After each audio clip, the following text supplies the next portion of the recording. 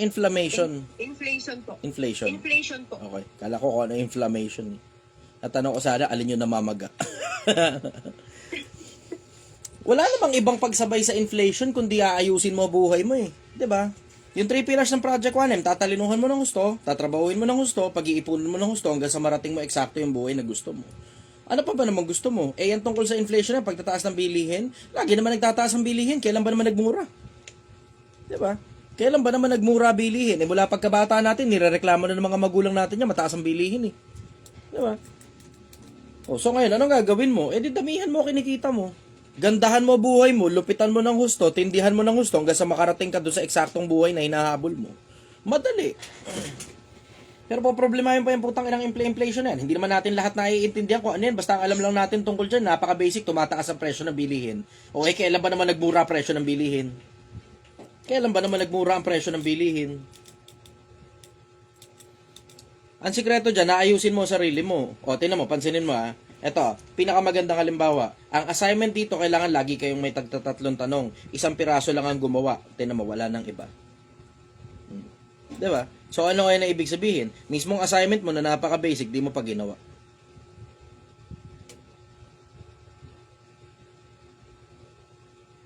Ayan, ngayon, kanya-kanyang angatan na sila. Oh. Sige, kanya-kanyang raise hands na. Ito kasi problema. Ito problema. Uulitin ko, ito problema. Minsan, mismong mga presidente, tamad. Trabaho nila yan eh. Diba? Trabaho nila yan, napasipagin kayo. O paano ngayon sisipag yung mga tao pag mismo mga presidente? Tamad. Dapat nga unang nagtatanong, mga presidente, pagkatapos ng mga presidente, tsaka ang mga member. Napag-usapan na natin yan sa officers meeting eh. Diba? O ano ngayon na ibig sabihin? Mismong presidente, di ginawa yung trabaho nila.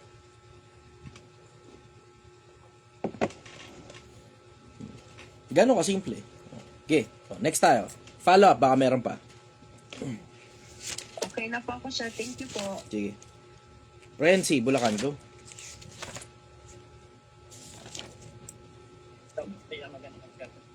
Tanong lang po ako. Tama na. Ano ko lang to, follow up ko lang to. Paalala ko lang sa inyo, hindi ang konsepto ng pagtatanong, hindi mo alam ang sagot. Hindi ganun. Hindi.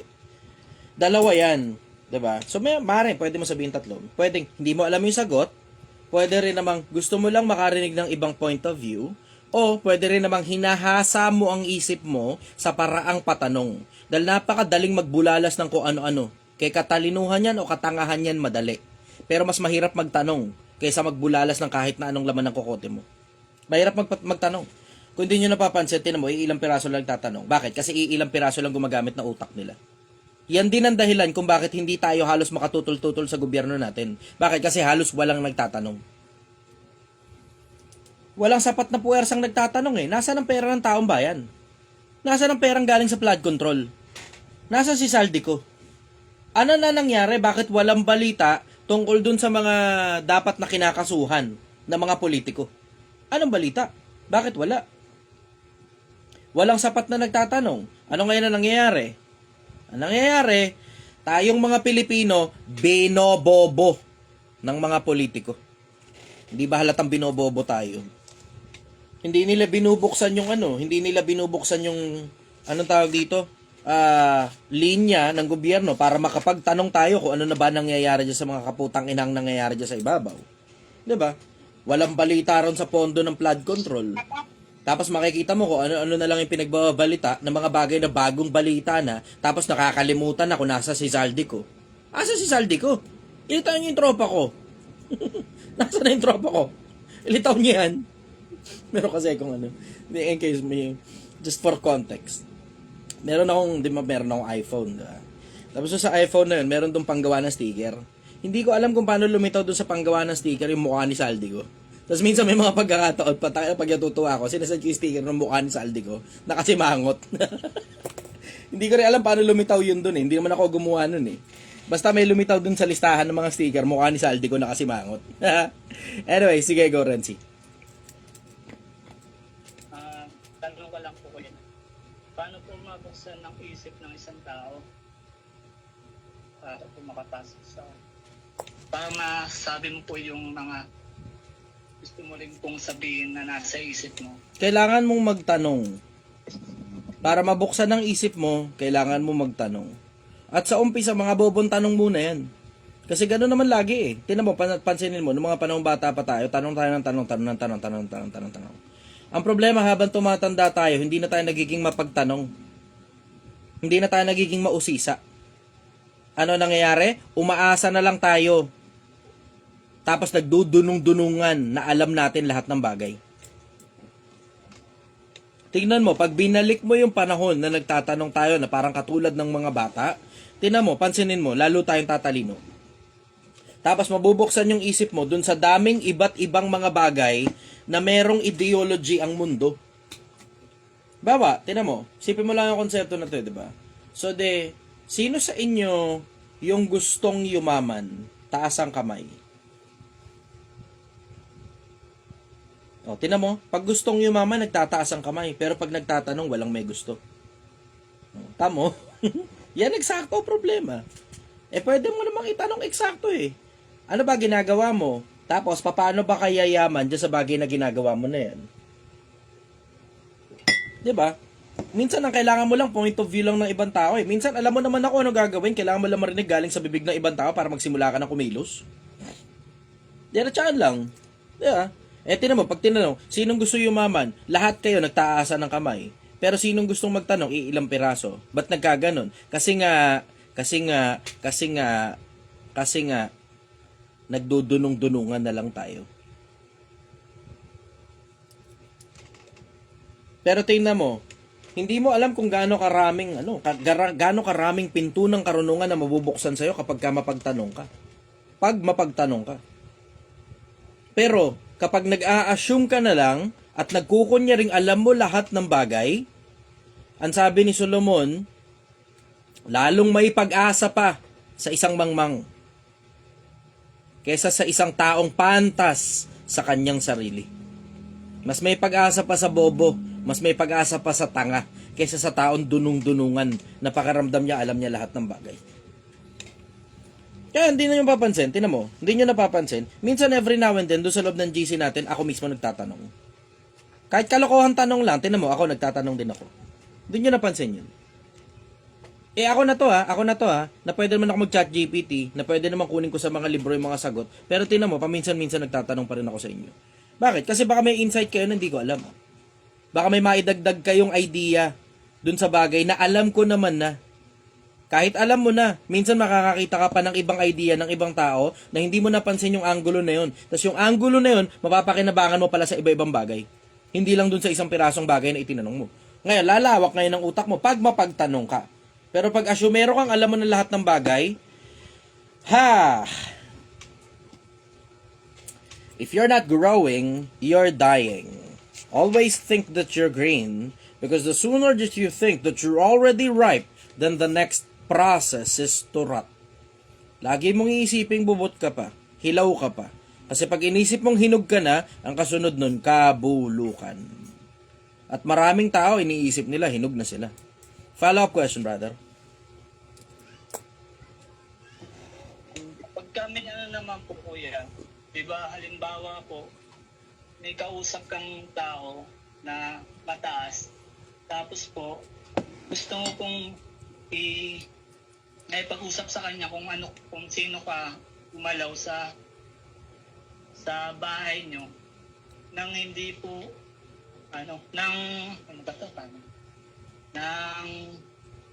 hindi po mataas ang tingin po sa kanya. Parehas lang po. Kaso nga lang ang problema po, kinakabahan ka, ganun, pakiramdam po, na hindi po explain yung pakiramdam mo na sabi mo po yung gusto mo pong sabihin. Paano po ba yung ganun? May problema kasi dun. Ang gusto mo kasi magkwento kung paano ka gumalaw sa bahay. Ang tanong, gusto bang malaman nung taong kausap mong tinatawag mong mataas na tao kung paano ka gumalaw sa bahay? 'Di ba?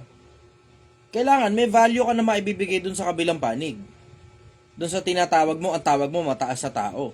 Pag mataas na tao, hindi interesadong malaman niya kung paano ka gumalaw sa loob ng bahay, walang pakialam sa'yo. Yan, ano ka?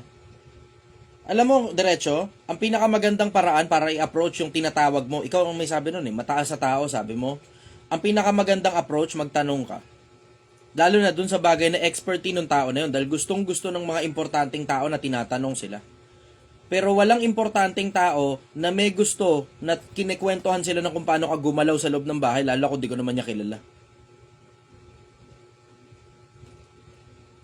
Mas importanteng magtanong. Mas importanteng makinig. Bakit? Kasi mutual yan eh. Hindi ka magkakamali ron. Hindi ka magkakamali ron. Bakit? Kasi tinan mo, isipin mo ta. Halimbawa, ikaw yung mataas sa tao. Gusto mo bang kinikwentuhan kita ng mga bagay tungkol sa akin, hindi mo naman ako kilala? Hindi naman ako importante. Ikaw importante. Ako hindi. Ako ordinary lang. Kahit sino pwedeng pumalit sa kahit na anong trabaho na meron ako. Pero ikaw, sobrang importante mo, mahihirapan ang kahit na sino na humanap ng kapalit mo kapag ka nawala ka sa posisyon mo. Gugustuhin mo ba malaman yung kwento ko? Obviously hindi. Bakit? Wala mang pakinabang sa iyo ni. Ordinary lang yung kwento ko eh.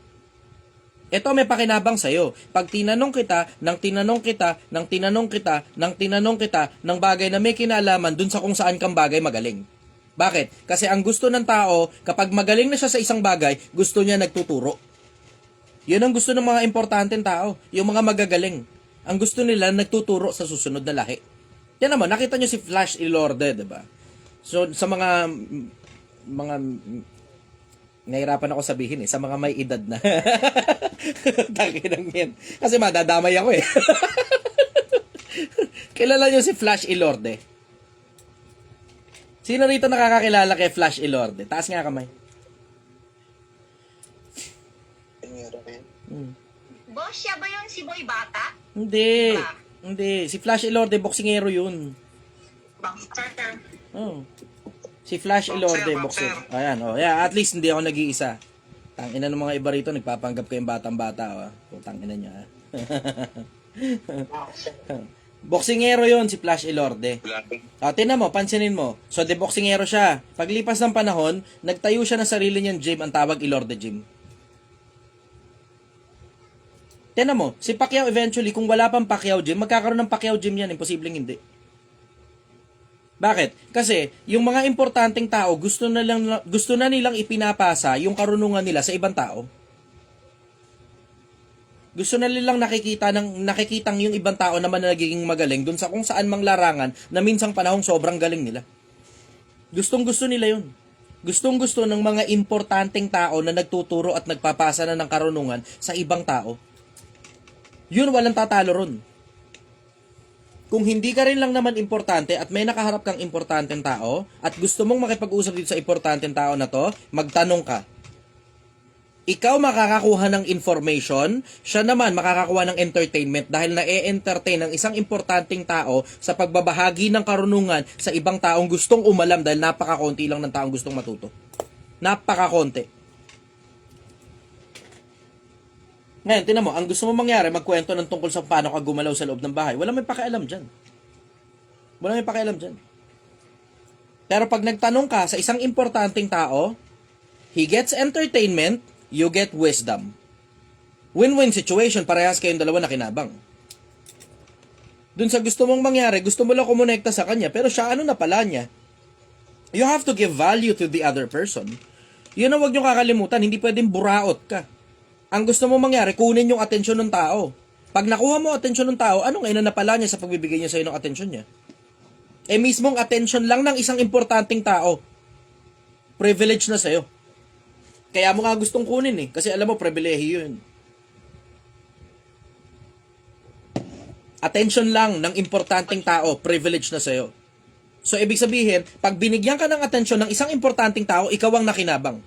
Sa kanya, walang pakinabang yun. So, ano ngayon na ibig sabihin? Kung gusto mong makuha yung atensyon ng tao, lalo na importanteng tao, ang pinaka-the best na paraan, magbigay ka ng value sa kanya. Ang pinaka-the best na paraan, tanungin mo siya. Tungkol sa bagay na kabisado niya. Magbabahagi siya ng karunungan sa'yo, ikaw matututo. Siya naman ma-entertain kasi gustong-gusto ng mga importanteng tao na nagbabahagi ng karunungan sa kapwa-tao nila. Ang mga hindi lang naman gustong nagbabahagi ng karunungan sa kapwa-tao, yung dahop na dahop yung karunungan Pero pag sobrang dami mo ng alam at malaman na kokote mo tungkol sa kung anumang field ka nandun, gusto mo na ibahagi sa iba yan, libre lang. Yung iba gusto, okay, pinababayaran. Sige, so be it, pinababayaran. Pero gustong-gusto mo yun, nagbabahagi na ng karunungan kapag mataba na utak mo. So, dun sa magkabilang panig na yun, pag tanong ka ng tanong, tanong ka ng tanong, tanong ka ng tanong, tanong ka ng tanong, and you're asking the right set of questions, pagdating sa dulo, panalo ka. At malamang, gugustuhin pa ng tao na yun na makausap ka. Kasi nga, gustong-gusto mo na nagtatanong sa kanya, na e-entertain siya. Tapos ikaw naman, napapakita mo sa kanyang sobrang importante niyang tao sa pagtatanong mo sa kanya ng mga bagay na gustong-gusto naman niyang sinasagot. Nakuha mo yun, brother? Kuya, yung ano naman po, yung wala ka naman po pakay na gustong makuha sa kanya, gusto mo lang po siya talagang maging kaibigan. Hindi ka nga niya kasi gustong maging kaibigan, nalilito ka eh. Kung gusto mong maging kaibigan ng isang importanteng tao, wag tayong maglokohan. Alam mong ikaw ang makikinabang dun, hindi siya. Alam mong ikaw makikinabang dun. Bakit? Dun pa lang sa puntong may kaibigan kang importanteng tao. Dun pa lang sa punto na yun na may kaibigan ka na importanteng tao. Alam mong ikaw makikinabang dun. Bakit? Unang-una, tataas ang tingin mo sa sarili mo dahil nakipagkaibigan sa'yo isang importanteng tao. 'Di ba? Dun pa lang sa ganung anggulo, panalo ka na eh. Eh siya, ano na pala niya sa pakikipagkaibigan sa'yo? Huwag mo sabihin wala kang makukuha. Kasi lahat naman tayo, kailangan natin ng isa't isa. Lahat tayo, kailangan natin ng isa't isa. Lalo na, importanteng tao, gusto mong dumikit, may dahilan ka kung bakit gusto mong dumikit dyan. Hindi na importante kung ano man yung dahilan kung bakit gusto mong dumikit. Huwag tayo maglokohan. Yung pakikipagkaibigan lang sa isang importanteng tao, pribilehiyo na sa'yo yun. Dahil hindi lahat ng importanteng tao nakikipagkaibigan sa mga ordinaryong tao. Alam mo yan. Pinahahalagahan nila oras nila. At kung sasayangin lang ng kahit na sino ang oras nila, puputulin nila yung tao na yun. So makikipagkaibigan sa'yo kahit sino. Ang tanong ko sa'yo, ano mapapala sa'yo ng mga tao makikipagkaibigan sa'yo? Ano, aayayin mo sila mag-inuman? Diba? Kailangan humanap ka ng kahit na anong bagay na magiging pakinabang sa'yo nung sinasabi mong ang tawag mo ay importanteng tao. Diba? Kailangan humanap ka ng kahit na ano na mapapakinabangan sa'yo nung tao na tinatawag mong importanteng tao. Otherwise, anong dahilan bakit makikipagkaibigan sa'yo yung importanteng tao? Eh, sayang oras yun kapag ka nakipagkaibigan ka sa taong wala ka naman papala. Sayang oras dun. Maliban na lang kung nag-i-invest ka na sa kabilang buhay. Pero ang tawag mo, importanteng tao eh. Diba? So, malaki possibility niyan. Merong malaking role na ginagampanan yung importanteng tao na yun na tinatawag mo. Kailangan humanap ka ng kahit na anong bagay na mapapakinabangan sa'yo ng tao, brother. At ang pinakamalaking pakinabang na maibibigay mo pag hindi ka pa importanteng tao, yun lang interest mo. Interesado ka sa kanya. Kasi gustong-gusto ng mga importanteng taong interesado sa kanila ang mga tao. Yun lang. Yung simpleng ganun lang. Paano mo mapaparamdam na interesado ka talaga sa kanya? Magtanong ka, nang magtanong, nang magtanong, nang magtanong. Doon muna, magtanong ka muna. Yung mga importanteng tanong mo sa kanya. Doon muna sa ganun. Tapos sundot ka ng konting bagay lang. Hindi tungkol sa iyo, kundi tungkol sa natutunan mo sa ibang tao. Sabi nyo kanina ganito, ang natutunan ko galing doon kay ganung importanteng tao na narinig ko sa internet, ganito daw. Paano po kaya yun? Parang magkaiba kayo ng sinabi. O ngayon, syempre, matcha-challenge ngayon yung isip niya. Pag na-challenge ngayon yung isip niya, di syempre, lalo ngayong gagana na makipag-usap sa'yo yan. Papaliwanag niya ngayon yun eh. Diba? Yan mo, hindi mo nakita yung nakaraan, si Robin Padilla, at saka si anong pangalan nito? Si Doc Ron. Kung napanood nyo yung issue na yun, so si Doc Ron, binibirahan ng mga Muslim. Tapos si Robin Padilla, di syempre Muslim siya. Tinanong ngayon siya. Nasa loob na ng kotse si Robin Padilla, napilitan pa siya sumagot eh. Bakit? Ang ganda ng tanong eh. Ganda ng tanong eh. Ano masasabi mo kay Doc Ron na binabanatan ng mga Muslim? Sagot ni Robin Padilla, siguro palagay ko dapat ano masasabi mo tungkol kay tungkol kay Doc Ron na pinapaalis ang mga Muslim sa Pilipinas? Ang sagot ni Robin Padilla, ganda eh. Palagay ko dapat gamitin ni Doc Ron yung pagka-doktor niya kasi hindi naman magiging doktor yan kung di siya marunong mag-research, di ba? So palagay ko dapat mag-research muna siya tungkol sa Islam bago niya sabihin yan sa mga Muslim. Tignan mo, nasa loob na ng kotse si Robin Padilla, napilitan pa siyang sumagot eh. Bakit? Ang ganda kasi ng tanong. Kaya nga sabi ko sa inyo, kapag ka mapagtanong ka, kahit importanteng tao, makukuha mo atensyon. Kahit importanteng tao, makukuha mo attention pag mapagtanong ka. Nung ako bata, tanong ako ng tanong kung kani-kanino. Kahit hanggang ngayon. Tanong pa rin ako ng tanong kung kani-kanino. Alam mo, yun ang dahilan lang naman kung bakit naririnig mo ako sa social media na sagot na sagot. Kasi panahon ko naman para sumagot at magbahagi ng nalaman ko. Na mga naitanong ko na galing sa mga tao, ito ngayon yung natutunan ko galing sa kanila, ito yung natutunan ko galing sa personal na experience ko, it is my turn naman to be asked questions from you. Turn ko naman ngayon para magsalita tungkol dun sa mga bagay na itinanong nyo tungkol sa kung ano mang ibang mga bagay na gumugulo sa isipan ninyo. Ako naman ngayon, panahon ko naman ngayon para magbigay linaw. It's just a matter of taking turns. Pero on regular days, hindi ako masyadong mahilig na buka ng bunga. Hindi. Mapagtanong ako. Pag ako lang mag-isa, tahimik ako pag ako lang mag-isa. Nagbabasa lang ako, nag-iisip lang ako, nagtatanong ako sa kung kani-kanino at sa kung saan-saan, pero hindi ako buka ng bunganga. Hindi ganun yun. Pag bumuka ako ng bunganga, ibig sabihin yan, turn ko na yan para magsalita. Follow-up question, brother. Ito naman po napansin ko kapag yung mga nasa ano po tayo, mga kuwari po may mga kasama po sa trabaho o kaya sa community po natin sa mga event. Bakit po ganun? May isang tao na sa isang tao po nahilig po akong magkwento pero tas bumati sa tas meron din po akong tao na parang hindi ko po yung energy ko po parang wala po akong masabi sa kanya kundi tumahimik lang po ako. Pero meron naman po isang tao na ang daldal ko naman po dun sa isang tao na yun. Bakit po kaya ganun? Yun siguro palagay ko yung tinatawag mo na ang sabi mo kanina, ang tawag mo, mataas na tao. Hindi naman. Nasa loss of intimidation yan eh. Dun sa konsepto na nai-intimidate ka kasi dun sa tao na yun. Kaya hindi ka masyadong makapag-open ng kahit na ano. Pero pag matalinong tao ka, makakausap mo kahit na sino. Yun nga yung dahilan kung bakit dapat sa umpisa habang bata ka pa, mapagtanong ka muna. Pag panahon na para magsalita, dahil ikaw na yung tinatanong, yan na ngayon yung turn mo para magsalita. Maging mapagtanong kayo. Sa pagtatanong, hindi ka magkakamali eh. Lalo na tanong mo yung tao, halimbawa, specific field niya, doktor siya halimbawa. Tanong mo na siya tungkol sa mga bagay-bagay ng buhay na may kinalaman sa pagdodoktor. Tungkol sa katawan ng tao, tungkol sa kung ano man. Kaya, maliban na lang siguro kung doctor of philosophy yan, syempre mahirap pa siya sagutin yung tungkol sa mga katawan ng tao dahil hindi naman siya doktor na medisina. Ganon yun. Maging mapagtanong kayo. Tingnan mo, pansinin mo. Merong mga tao, wala ka talagang masabi sa kanilang kahit na ano. Bakit? Kasi nga, hindi nyo pinag-aralan yung konsepto ng pagtatanong. Pero sa pagtatanong, ang daling mag-open ng topic kahit kanino eh. Ang daling mag-open ng topic kahit kanino. Sa pagtatanong lang. Doon lang sa simpleng anong hanap buhay mo? Bawa, tinan mo, pansinin mo. Bawa, ako gagawa sa'yo. Bawa. Pangalan mo Renzi, taga Bulacan. Okay, ilan taon ka na, brother? 33. May asawa ka na? Wala po. Wala. Okay. May anak ka na? Wala din po.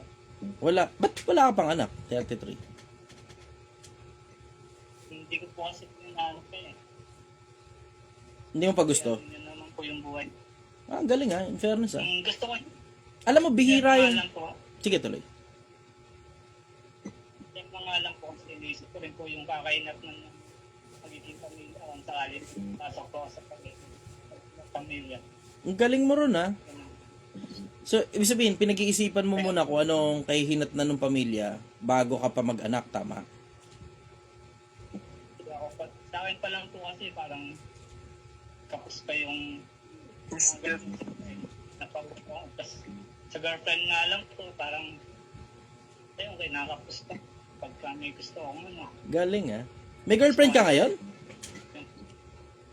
Hindi, wala po. Hindi naman po ako muna nag-girlfriend.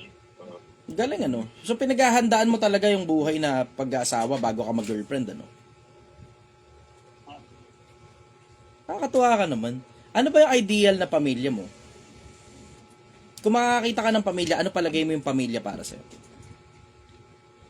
Ako po kasi galing po ako sa broken family. Bata pa lang ako, naiwan na po ako sa local ako. Mm. Sa mga tita ko. Then, ayun, lumaki po ako na walang gumaguide sa akin. Kumbaga, pag-aaralin lang po ako ng mga tita ko. Yan, tinawa, puputulin na kita dyan ha. Tinawa, putulin kita dyan ha. Ngayon naintindihan mo na. Nagkaroon tayo ng conversation nang hindi ko kailangan magkwento ng tungkol sa sarili ko. Ang nangyari, natuwa ka ngayon ng kakakwento. Nakita mo yung naramdaman mo. Ayan o, nakita mo yung mata mo na nagningning. Yan yung kailangan mangyari sa mga conversation mo. Na dapat genuinely interesado ka talaga dun sa tao. Yan yung kailangan mangyari every time makikipag-usap kayo sa kahit na kanino. Kailangan genuinely interesado ka talagang malaman yung kwento ng tao. Nakita mo nangyari? Ano nangyari? Ano nangyari? Nagsimula tayo dun sa ilang taong ka na. Tapos sumunod, may asawa ka na ba? Susunod, may anak ka na ba? Wala ka pang asawa, wala ka pang anak. Tapos, ang dahilan kasi pinaghahandaan mo pa yung kinabukasan. Tinanong ko kung may girlfriend ka, wala kang girlfriend. Tapos sinanong ko ngayon tungkol doon sa buhay mo, tungkol doon sa kung ano man. Interesado ako sa iyo eh. Tingnan mo, ang nangyari, wala tayo kunyaring napagkwentuhan. Wala, kunyari. So, ibig sabihin, ikaw, intimidated ka sa akin, hindi ka makapagsalita, hindi ka makapagtanong na maayos, nauutal-utal ka pa, pero tignan mo, pansinin mo, nung ako na yung nagtanong sa'yo, na genuinely interesado talaga akong malaman yung tungkol sa buhay mo, nakita mo kung paano nagningning yung mata mo. Ganon lang din ang gagawin mo sa lahat ng tao. Magtatanong ka, nang wala kang kinikwentong kahit na ano tungkol sa sarili mo, maliban na lang siya yung magtanong. Pag nagagawa mo na ngayon na maging interesado sa ibang tao, mapapansin mo, yung mga taong nakakausap mo, tuwan-tuwa sa'yo, tas gusto ka nilang kausap uli. Kahit wala kang kinuwento kahit na ano tungkol sa sarili mo. Merong ganyan libro ako nabasa, yung How to Talk to Anyone. Magtanong ka lang ng magtanong. Minsan, yung mismong taong tinanong mo ng tinanong, ang ganda-ganda ng impression niya tungkol sa'yo. Tuwan-tuwa siya sa'yo, pero tangina wala kang kinuwentong kahit na ano, hindi ka nga niya kilala. Hindi ka niya kilala. As in, naghiwalay kayo ng landas nang wala kang kinuwentong kahit na ano tungkol sa sarili mo. Tapos pag nagkita kayo ulit, tuwan-tuwa siya sa'yo nang wala siyang konteksto kung sino ka, wala siyang konteksto kung alam mo, saan ka galing, kung may asawa ka na ba, kung may anak ka na, bla bla, etc. Dahil lang puro siya lang siya yung tinanong mo, siya ngayon nagkwento ng mga kwento tungkol sa sarili niya. Nakapiga ka ng sobrang daming information, pero ikaw wala kang information na nilabas pabalik. Wala kang talo ron. Bakit? Hindi naman niya alam kung mayaman ka o mahirap ka. Hindi niya alam kung importanteng tao ka ba o ordinaryong tao ka lang. Hindi niya alam kung may position ka ba sa gobyerno, sa kumpanya, o alam mo yung nagtatrabaho ka lang ng ordinaryong hanap buhay lang. Wala kang nilabas na kahit na anong information. Nakapiga ka ng nakapiga, natuwa sa iyo yung kung sino man ang tinatanong mo. Nang wala kang nilalabas na kahit na anong information tungkol sa iyo. Nakita mo ngayon? O yan ngayon, mapapakinabangan ninyo sa lahat ng tao. Di nyo kailangan magkwento ng tungkol sa sarili nyo. Lalo na kung alam mo namang wala namang interesting na bagay sa buhay mo, hindi mo na kailangan magkwento ng kahit na ano tungkol sa'yo. Ang gawin mo, tanungin yung tao tungkol sa buhay niya, tapos dapat ikaw mismo interesado ka malaman yung tungkol sa buhay niya. Tapos gayon, dun mo ngayon malalaman kung saan nagniningning yung mata ng tao, yun ngayon yung topic na bombahan mo. Bugbugin mo yung topic na yun. Daryl Batangas, makikisuyo naman, please. Daryl Batangas. Sige na, please.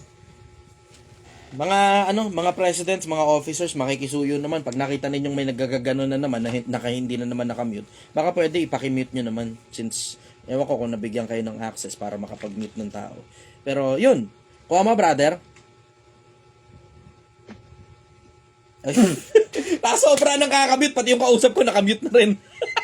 Nakamute ka. Okay na po kaya. Okay. Ito naman po muna siguro. Salamat. Okay, sige. Sige, okay. Lab Kuwait, go.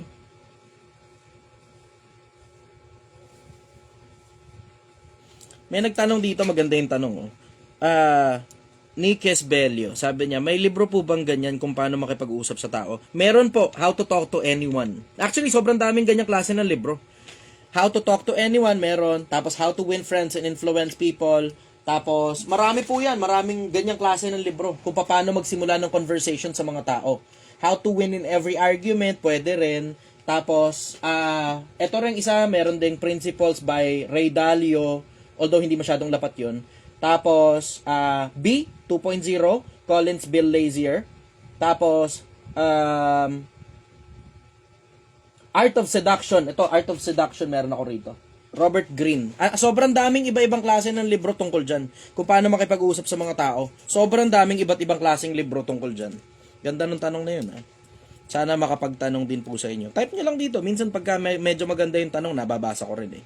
Anyways, Lab, Kuwait, go. Magandang araw at gabi sa lahat. Una, magpapasalamat ako dahil sa wakas ay nakatagpo na rin ako ng grupong matitino at walang halong mga kabalastugan. Hoy, sobra ka naman. Meron namang grupong matino na, alam mo yung religion ninyo, matino yan. Ito, supplementary lang naman to eh. Charity organization lang ito. Sobra ka naman. Anyway, sige, tuloy. Talaga boss, first time ko pong makatagpo na ganitong grupo. May na ako noon pero hindi ko nagustuhan kaya umalis. Ito lang talaga nagustuhan ko. Tapos nababawasan yung homesick ko dahil may kausap ako na kahit lalaki nang walang mga mali siya, yung bang may respeto sa kapwa. Kasi normal na laman ng JC, puro kalibugan eh. Lalo na pagka OFW, tas Middle East pa, poking ina, puro kalibugan ang laman yan. Oo. Oo naman siya.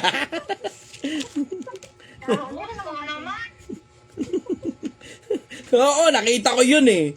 Tangina, anak ko, maniwala ka sa akin. Ang dami kong, dati ng mga panahong medyo bata-bata pa ako, ang daming GC na nandun ako sa loob, tas puro kalibugan kapag ka Middle East. Yan ang pansin ko. May mga iba pa doon, nagsisend pa ng mga, kung ano yung ginagawa nila sa loob ng bahay. May mga nagsisend ka rin, minsan pipinger-finger pa sila eh. Sariling mukha nila, nialaglag nila. Oo, tinan mo, tawa mo, kita mo, di ba, nakikita mo. Minsan pag sobrang lungkot mo talaga, yung animal instinct nagta-take place na lang eh. Anyways, meron dito, kakatuwa naman to. Sir, are you human? Hindi po, AI po ako, AI. Ako po ay AI at avatar ko lang po ito. Avatar lang po ito. Nakita nyo, ang ganda ng buhok ko, diba? Ganda ng shades ko. Avatar po ito. Avatar. Anyways, follow up. Question mo, go. Okay, ito. Alam kasi ng kapatid ko na may maliit akong farm. Kaya, ayun, nag-offer siya sa akin na magbabuyan daw kami. Wag! Start kami ng 5 health. Wag! Hindi pa ako nag-uo. Yan, okay. Tapos sabi ko sa kanya, pag-iisipan ko. Ah. Kasi alam ko ang risk. Alam ko na yan eh. Yung risk na magne-negosyo ka tapos wala ka doon. Wala ka doon sa lugar. Hindi ko kasi malayo. Alam ko yun eh. Saka yung kapatid ko, OFW din sa Qatar. Yung sariling pag-aalaga sa namin, sa 5 years, yung asawa ko. Tapos, hindi ko pa siya, sabi ko sa kanya na pag-iisipan muna natin. Tapos, tama ba? Tama ba ang plano sa kanya? Kung sakali man, kung ipupush talaga niya, bibigyan siya. Kung ipupush talaga niya, kung naisip niya, ako ready naman ako for partnership. Wag. Kaya lang nasa malayo. Ulitin ko, wag. Tapos, Wag. kung ando na kami, Wag. yun, Wag. Wag. Kung, Wag mo nang dugtungan. Maniwala ka sa akin, wag. Wag. Kahit ano pa idudugtong mo, sabihin ko lang sa'yo, wag. kung doon na ako sa Pinas. Wag. Kung doon na ako sa Pinas. Okay. Panda sa Pinas. Ka na kay po, wag. Oh. Oo, alam ko. Tapos kung ando na ako sa Pinas, tapos mag-partnership kami dalawa. Tama ba na? Yung asawa ko kasi ang mag-aalaga. Tama ba na isasali ko siya? Kung sakaling may hatian na or ganyan, tama ba isasali ko ang asawa ko? Kasi siya mag-aalaga eh. Funding lang kami dalawa. Kasi ako may naisip ako sa akin na Wag. sa akin na Wag. may sarili akong business Wag. na gagawin. Wag. Wag. Wag. Ganun lang. Ulitin ko ulit. Para malinaw. Wag. 3 letters. W-A-G. Wag. Oh. Kung magbababuyan ka, ikaw mismo magalagawa ng mga baboy. Papaalaga mo sa ibang tao yan. Taka na, maniwala, sabihin lang nila namatay yung baboy kahit hindi naman totoo. Hahanapin mo yung bangkay, di mo makikita yung bangkay. Sabihin lang nila, wala na, ilibing na namin eh. Maraming nang nakadali. Tinan mo, oh. Si Ann Baguio, sabi niya, opo, relate. Same tayo since Fedgy. O, tinan mo, tinan mo. Yung mga comment nila sunod-sunod, oh. Nadali na sila ng ganyan, brother. Ay, sister. Okay, tamo, di ba? Dito sa Project 1M, bago ka pa magsimulang magka-problema, naririnig mo na yung problema ng ibang tao. So, meron kang sobrang brilliant, bright idea. Sobrang bright ng idea mo. Ay. Pakimute muna si iPhone. Pakipalitan din ng pangalan. Oh, meron kang sobrang brilliant, bright idea. Sobrang lupit ng idea mo. Tingnan mo, pag tinanong mo dito sa grupo, may mga naka-experience na pala nun, akala mo baguhan yung idea mo, na sobrang fresh ng idea mo. Hindi, may naka-experience na yan in the past. Tapos, dyan mismo, sa eksaktong bagay na sobrang bright idea mo, dyan sila nalubak. Parehas na senaryo. Parehas na senaryo. Hindi ka magkakamali kapag inisip mong hindi ka exception to the rule. Tingnan mo, parang katulad sa akin, ang laging nasa isip ko, hindi ako importanteng tao. O dahil hindi ako importanteng tao, alam ko, yung nangyari sa iba, mangyayari din sa akin yan. Yung gumana sa iba, posibleng gumana sa akin, at kung saan nalubak yung ibang tao, sigurado, malamang malulubak din ako dyan. Ang dami nang nalubak dito dyan sa konsepto ng babuyan, tapos ibang tao mag-aalaga. Siyempre, pag tinigasan mo ulo mo, gagawin mo rin yung parehas na pagkakamali na ginawa ng sobrang daming nauna pa sa'yo. Nagbabuyan, pinaalaga sa iba, tapos nagpanggap na lang na namatay yung baboy na benta na pala.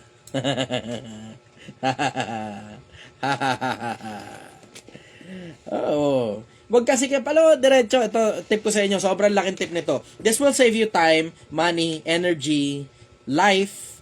Matitipid ninyo dito, sobrang daming bagay. Sa oras ninyo, sa pera ninyo, ang dami ninyong matitipid dito. Yung konsepto, na pag magnenegosyo ka, wag mong isasali kahit sino. Kumuha ka ng mga empleyado na mga hindi ka dugo, hindi ka mag-anak, bayaran mo, tapos pagkapanahon na para pakawalan na, tanggalin mo na lang sa trabaho pag hindi tumatrabaho na maayos. Pero sasaksak mo pa dyan asawa mo, sasaksak mo pa dyan kapatid mo, inchuhin mo, tsahin mo, in-laws mo, kung sino-sino pa isasaksak mo dyan, mga kaibigan mo, sasaksak mo dyan, bibigyan mong trabaho, nagmamalasakit ka lang, tignan mo, pagdating sa dulo, ikaw magbumukhang gago. Oh. Pag magnenegosyo ka, kumuha ka ng mga tao na yung mga taong kinuha mo na yun, pwede mong tanggalin kahit kailan mo gusto. Kuha mo? Ay, yan, ganun kasimple. Huwag na kayo mag-isip na, tangina, sasaksak nyo pa dyan asawa nyo, sasaksak nyo pa dyan yung kamag-anak nyo. Pwede namang ikaw mag-isa gumawa niyan, tapos sasabihin mo, hindi, kasi yung asawa ko kasi mag-aalaga, tapos ako mag-iibang business. Putang ina, dadalawa ka pa ng business, ano maalay mo sa business, isang piraso pa nga lang, di mo na alam paano pa usadin, dinalawa mo pa. E di para kang pinopompiang no sa magkabi-kabilang ulo. Namomroblema ka rito sa isa, namomroblema ka pa sa kabila, parehas hindi kumikita yung dalawa dahil nagkakalokohan lang kayo. Nako, Pilipinas. Pilipinas, matuto ka. Huwag kang ningas kugon. Sinimulan mo, isang piraso lang, papalduhin mo muna. Pagka pumaldo, sobrang dami mo ng pera, tuloy-tuloy lang pumapasok yung pera, pwede ka na mag-expand. Pag nakapag-expand ka na, at talagang bored ka na talaga, bagot ka na, pwede ka ngayon mag-diversify. Doon pa lang pwede mag-diversify pag nabombahan mo na isang pirasong konsepto. Pero di mo pa nababombahan, dadalawahin mo pa negosyo mo, tanginang yan. Yan ang pinakamabilis na paraan para lumagatok ka doon sa dalawang negosyo mo. Anyways, may follow-up ka pa, sister? Okay, meron. Okay, go. How to deal with arrogant person people? How to deal with arrogant people? Yung mga arrogante, napakadaling makipag-transaction dyan eh. Huwag kang makipag-transaction. Huwag mong kausapin. Tingnan mo, walang kapangyarihan yung kaarrogantihan ng kahit na sino pag hindi nyo binibigyan ng atensyon. Pag hindi nyo binibigyan ng atensyon, walang kapangyarihan ng arrogante. Ganon kasimple. Follow up, go. Yun na po. Salamat. Okay, sige. Ann Baguio, go.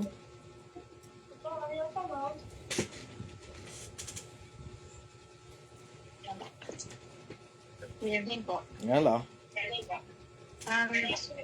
Pero ang tanong ko lang po, Dun saan? Parang follow up lang dun sa may pagkakataon pa bang luminaw ang isip ng isang tao na sarado o yung pananaw niya sa paligid? Lahat ng tao may pagkakataon. Nagkakatalo na lang kung kanino mabubuksan ng isip niyan. Pag hindi ikaw yung tamang tao, tanggapin mo hindi ikaw yung tamang tao para makapagbukas ng isip niyan. Ang pinaka-common niyan, kamag-anak, kadugo. Hindi kayo yung tamang tao para makapagbukas ng isip niyan sa mas madalas na pagkakataon. Maliban na lang, sobrang importanteng tao mo na, tapos napakabihira lang ng interaction sa'yo, mataas ngayon ang respeto sa'yo. Baka sakali na mabuksan mo.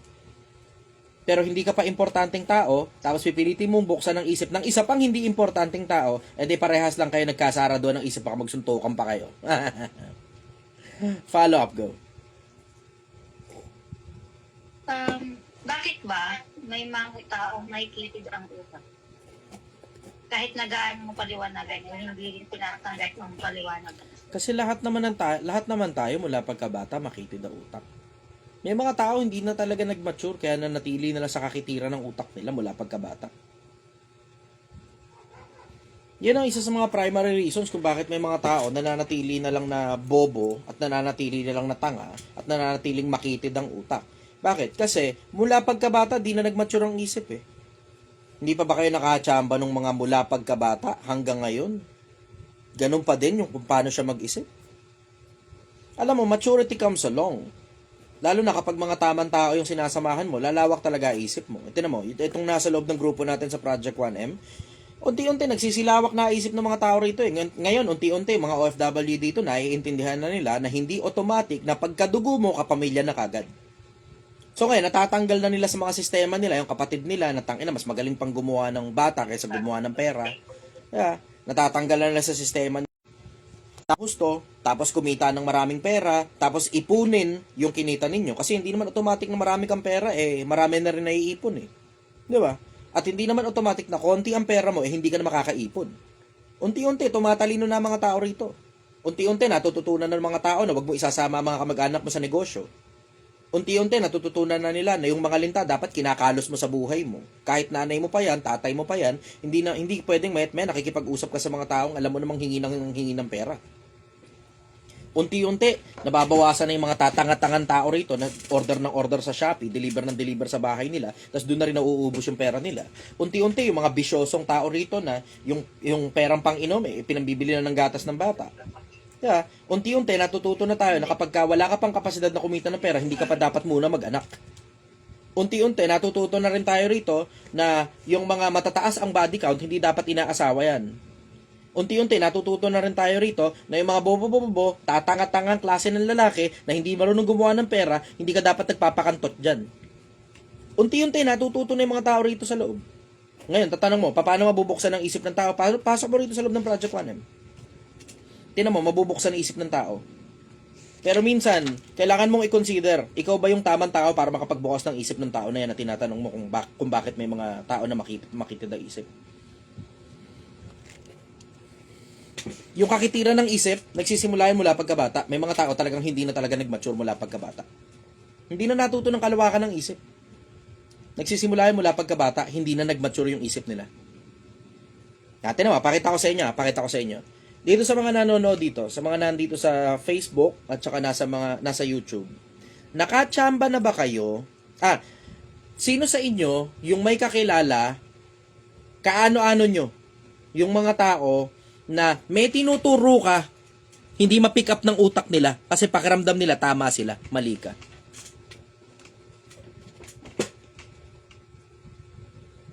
Kaano-ano nyo? Ito sigurado yan. Makikita nyo rito. Ito. Kaano-ano nyo yung mga tao na natsambahan ninyo na may tinuturo ka sa kanila, hindi ma-pick up ng utak nila kasi pakiramdam nila, mali ka, tama sila. Pero totoo, ikaw ba expert to sa bagay na ginagawa mo na yun? Ito, may isang piraso, pinsan daw niya. Yung isa, bilas. Yung isa, bayaw. Yung isa, nililigawan. Okay, good. Yung isa, nanay. Yung isa, kaibigan, my friend daw. Yung isa, kapatid, Annalyn. Yung isa, asawa, kapatid. Customer, isang pirasong customer. Okay, good. Isang tito, katrabaho. There are many relatives like that, sabi ni isa. My wife, pre. Nanay, okay. My coworker.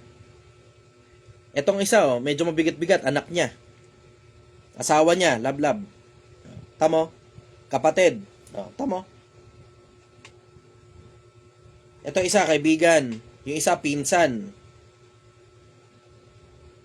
Isa, kaibigan. Isa, katrabaho. Katrabaho pa rin. Isa pa. Katrabaho, isa. O, kapatid daw, isa. Tignan, mapansinin mo, ang common denominator yung mga taong nakadikit sa'yo. Sobrang dalas ka mag-anak. Kapatid, nanay, pinsan, asawa, anak, tatay, nanay. Sobrang dalas eh. Mas madalas pa yun kaysa sa katrabaho. Yung katrabaho, paminsan-minsan lang eh. Pero ang pinakamadalas, kamag-anak. Yun ang pinakamadalas. So ngayon, pag halimbawa, kamag-anak mo, pinipilit mong buksan ng isipan, tas hindi mabuksan-buksan ng isipan, alam mong hindi ikaw yung tamang tao para magbukas ng isip niyan. Gamit ka credibility ng iba. Pasok mo rito sa loob ng Project 1M. Yan, malamang pwede yan. Follow-up question, go.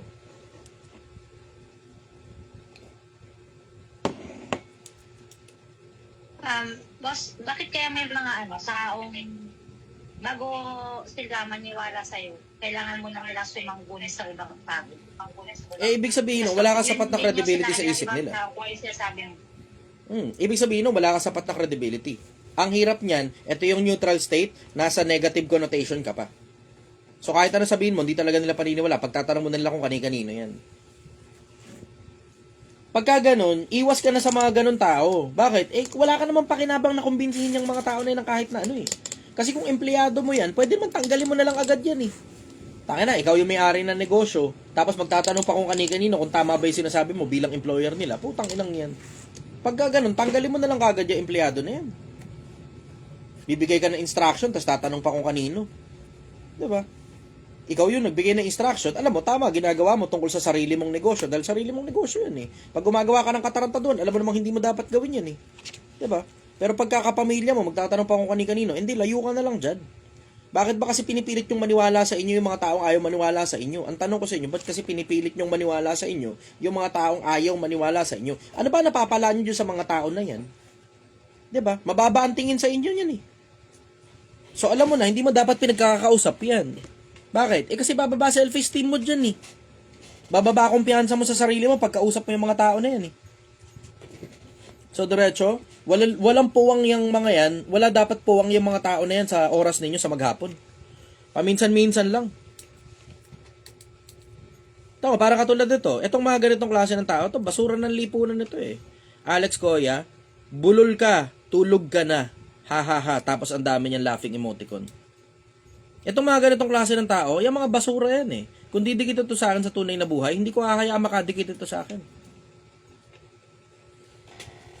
Tinan mo, ngayon dinilit niya. Sobrang kahihiyan niya. Akala niya hindi siya mapapansin. O yan, napansin ka. O paano ngayon? Dinilit mo yung comment mo.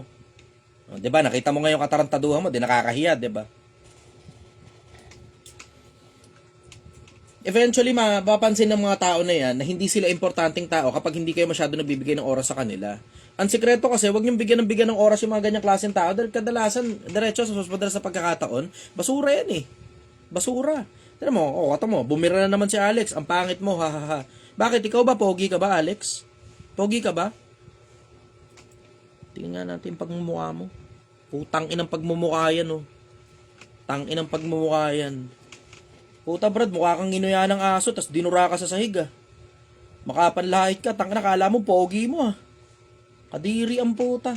May bigo-bigote pa siya, oh gago, tang na, dinilit niya na naman yung comment niya. Tang inang yan. Tang inang pagbumukha talaga yan eh, no? May mga ganyang klase ng mga tao eh, no? Yung mga kamag-anakan ninyo na ang baba ng tingin sa inyo, akala naman nila ang taas nilang tao. Yun yung nakakatawa eh. Taka na may mga ganong klase ng tao eh, no? Yung ang lakas mong manlait na hayop ka, nakita mo na ba ang mukha mo sa salamin? Tangina na baka nga ultimo salamin, hindi tinatanggap yung mukha mo eh. May mga ganyang klase ng tao, no? Tangina nanlalait pa yan. Ang malupit nun, puta yan pa'y mapanlait. Ang pangit ng pagmumukha mo. Ikaw pa may ganang tumira na pangit yung mukha ng iba. Bakit pogi ka ba? Tangina mo ah. May mga ganon eh, no? Nakalimutan nilang tumingin sa salamin bago sila manlait ng iba tungkol sa muka. Nakalimutan tumingin sa salamin bago man lait ng iba tungkol sa muka. Tangina mga tao yan. Nakakadiri kayo. Tangina, nakalimutan yung tumingin sa mga mukha ninyo. May mga tao pa, tangina ito nakakatawa. May mga tao pa, minsan manlalait sa'yo ng panlalait na may kinalaman sa buhay mo. Samantalang sila, nakalimutan nilang tignan yung buhay nila kung maganda ba buhay nila. Tangina. Puta sa akin, kapag pangit ang buhay mo, wala kang karapatan manlait ng buhay ng ibang taong pangit din ang buhay. Parehas lang kayo, gago. Tanginang yan. May mga tao na lalait ng taong pangit ang buhay. Samantalang siya, ang pangit din naman ang buhay niya. Tanginang yan. Nakakatawa yung mga ganun, ano? May mga tao nakakalimot sila na tumingin sa sarili nila bago sila manlait ng iba. May mga tao nakakalimutan nilang tignan yung sarili nila. Manlalait kang pangit mo. Pogi ka ba? Diba? Pogi ka ba? Di bali kung komedyante ka, matatanggap ko pa, panlait mo sa akin, pangit ako. Bakit? Komedyante ka kahit pangit ka, mas nakakatawa nga yun pag mas pangit ka. Pero di ka komedyante, puta, ordinaryong taong bayan ka lang, ni wala kang galing sa sistema mo, wala kang kahit na anong maipagmamalaki mo sa loob ng katawan mo. Tapos kung makapanlait ka ng tao, kala mo importante ka. Malaman resume mo, kuya. Malaman resume mo. Anyways, follow up, go.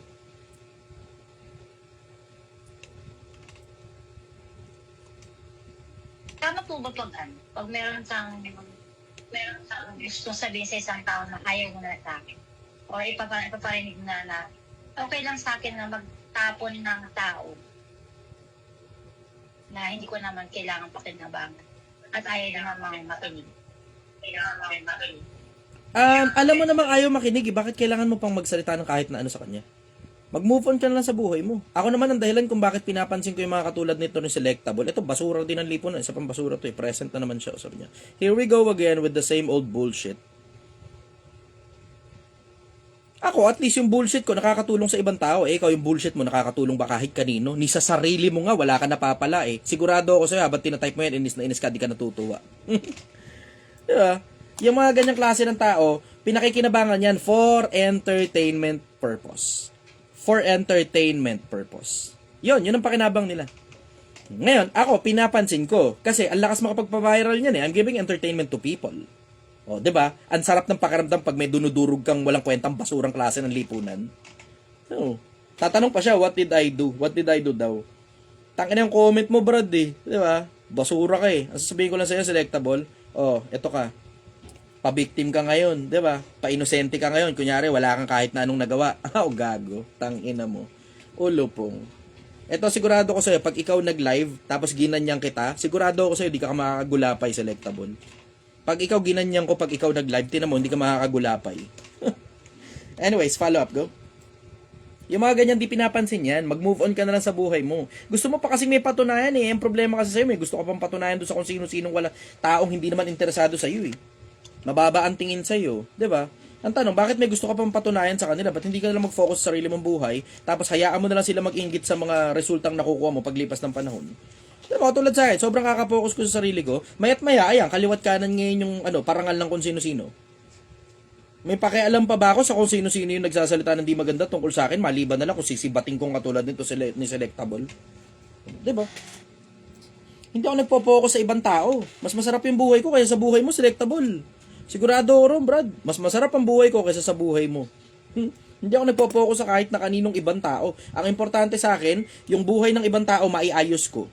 Pero yung para bibirahan pa kita, para sasabihin ko pa sa'yo na, hindi, magaling ako, hindi ka magaling. Para saan? Anong pakinabang yan? Kaya kitang palitan. Okay, sige. Okay, clap. Ano, pakinabang nun? Parang ito, ginagawa ng Selectable. Anong pakinabang yan? Diba? Anong pakinabang? Kailangan tanong mo muna, ano pakinabang bago mo paggawin ng isang bagay?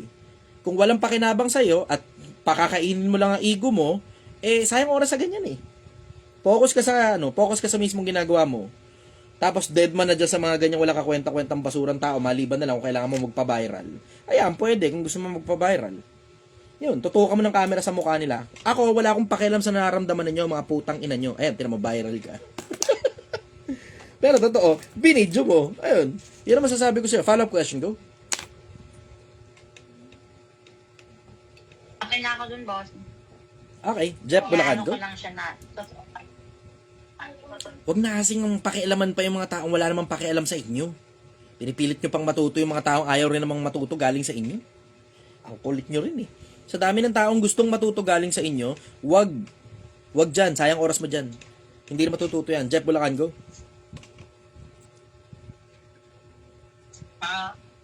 Good evening. Good evening, Sir Chief. Hello. Medyo maingay dito, nasa trabaho ko eh. Sige lang, barata mo. Ito yung tanong ko.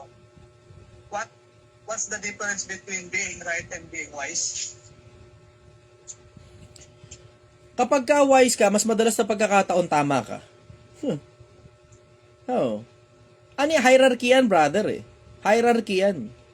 Hindi mo mapapaghiwalay yung dalawa na yun. Kasi there is wisdom on being right. Alam mo yan, there is wisdom on being right. At mas madalas na pagkakataon, byproduct ng wisdom, yung mas madalas na pagkakataon tama ginagawa mo. Whereas, byproduct ng kabangmangan, yung mas madalas na pagkakataon, mali gawain mo. Oh, nakasulat na naman sa Biblia yun, di ba? Isang paglilibang sa isang masamang tao ang paggawa ng kasamaan. Isang paglilibang sa isang mangmang ang paggawa ng kasamaan. So yung mangmang na tao, paglilibang sa kanya pag gumagawa siya ng katarataduhan, parang ito si Selectable. Yung mga ganyang klase ng tao, alam mo, masamang tao yan eh. Kasi paglilibang sa kanila, yung paggawa nila ng kasamaan. Yun. Hierarchy yan, brother. Hierarchy. When you are wiser, then you make better decisions. At mas madalas tama mga desisyonan mo. Alam mong hindi wise na tao to si Selectable eh. Kasi tinan mo, tumatambay siya sa live ko para mambash sa akin. Tapos, alam mo yung naglalabas ng karunungan, hindi mo rin naman magigets eh. Bakit? Kasi kabobohan sa'yo ito eh. Kabobohan. Ang tanong ko sa'yo, bakit nagtsatsaga ka sa ganitong klase ng programa na alam mo naman kabobohan lang para sa'yo kung di ka naman bobo? 'Di ba? Hindi wise na tao ito eh. Alam mong hindi wise na tao to si Selectable eh. So, yun ang masasabi ko sa'yo tungkol sa pagiging wise at saka pagiging tama. Byproduct ng wisdom, yung mas madalas na pagkakataon, tama ginagawa mo. Follow-up question, brother. Ito ba, brother? What habits separates average thinkers and exceptional ones? Thinking, brother. Thinking. Karunungan ay pinakapangulong bagay. Sa lahat ng pipiliin mo ang unawa. Oo. Yung pag-iisip ng mga exceptional thinkers at saka mga average thinkers, ang pinagkaiba nila, yung way of thinking nila, magkaiba. Yung paraan nila ng pag-iisip, yung thought process nila kung tawagin, magkaiba. Bawa, tinan mo, average thinkers na may problema tungkol sa problema, okay, sige, ayos yan, kesa naman wala ka lang talagang pakialam sa problema, di ba? Okay yun, sige, average thinkers yun, na may problema tungkol sa problema. Pero exceptional thinkers, they always focus on the resolution of the problem rather than focusing on the problem. Yung exceptional na mga tao, hindi nagpo-focus sa problema yan. Hindi yan puro dama-dama. Tingnan mo, parang katulad si Selectable. Puro dama-dama tong tao na to eh. As in, lahat na lang na talaga na sabihin mo sa kanya mali. Walang kahit na anong bagay na sasabihin kang tama sa kanya. Ganon siya kabobong tao na ang switch ng utak niya puro negatibo. So yung tinatanong mo tungkol sa average thinker, ako below average itong si Selectable eh. Nakafocus lang siya sa negatibo. Kahit gaano katama yung sasabihin mo, walang tamang naririnig si Selectable. As in, zero. Wala talaga. Wala kang tamang sasabihin sa tao na to. Pag hindi ka niya gusto, wala kang kahit na anong tamang pwedeng sabihin. Kasi siya lang yung tama para sa sarili niya. Yan, below average yan. Yung mga average naman ng mga tao, kadalasan focusing on the problems, di ba? Okay, ayos yun. Kasi mas okay na yung, di ba, na po-focus ka sa problema. Baka sakaling may, di ba, may pitik pa ng wisdom doon para makuha mo resolution doon sa mga problema. Pero yung mga above average na mga tao, syempre, this is based on my personal opinion. Personal opinion ko ito. Nakafocus sila dun sa resolution ng problema. Wala sila masyadong pakialam sa problema. Yung problema, talagang, alam mo yun, ina-RCA lang nila, root cause analysis. Pag nakuha mo na yung kaibot-ibuturan ng talagang problema, na hindi ang nakuha mo sintomas ng problema, at na nakuha mo yung kaugat-ugatan ng problema, resolution na kagad diretso. Wala nang dama-dama. Hindi uso dama-dama sa mga tao na yan. Resolution kagad. Resolution. Follow-up question, brother. Ito nasa, brother. Where do you draw the line with ambition and greed? Maganda yung tanong, Nandun sa humility, brother. Nandun sa humility. Between ambition and greed, nasa humility yung drawing ng linya. Ikaw ba, nag-a-ambition pa lang na humble ka pa? O hindi ka na humble dahil greedy ka na? Nasa humility, kababaang loob. Tingnan mo, parang katulad halimbawa sa Selectable. Magandang halimbawa to sa Selectable. Bombayin ko lang muna tong putang inan to para tumaas yung views ng YouTube ko. Yun ang pakinabang nitong mga ganitong klase ng tao. Yung mga basura ng lipunan. Alam mo, lahat ng tao may pakinabang. Let's just put it that way. Lahat ng tao may pakinabang. Ultimo yung mga basura ng lipunan na katulad dito sa Selectable, lahat ng tao may pakinabang. Ang pakinabang ng mga basurang ng lipunan na katulad ni Selectable, itong mga tao na to, ang mga pinakamagagandang halimbawa ng wag nyong gagayahin. Tapos at the same time, kapag influencer ka, itong mga taong katulad ni Selectable, ang mga pinakamasasarap na laruan sa internet. Ang sarap laruan nitong mga to. Lakas ba kapag pa-viral ng mga ganyang klase ng mga tao? Sobra. Sabi niya, I agree if you're right. I wouldn't just say yes if I feel that you're wrong. Sa'yo naman, Selectable, wala naman ako sinabing tama, diba? So, wala kahit kailan na inagrihan ka sa akin. As in, zero. Wala akong maalalang pagkakataong kahit kailan na nag-agree ka sa kahit na anong sinabi ko. Kasi nga, sobrang talino mo, sobrang lupit mo, super tindi mo, super lupit mo, super kalan ka. Dapat nga, ikaw na pumalit sa akin dito kaso ang problema, ay wala ka palang programang katulad ng sa akin, Selectable.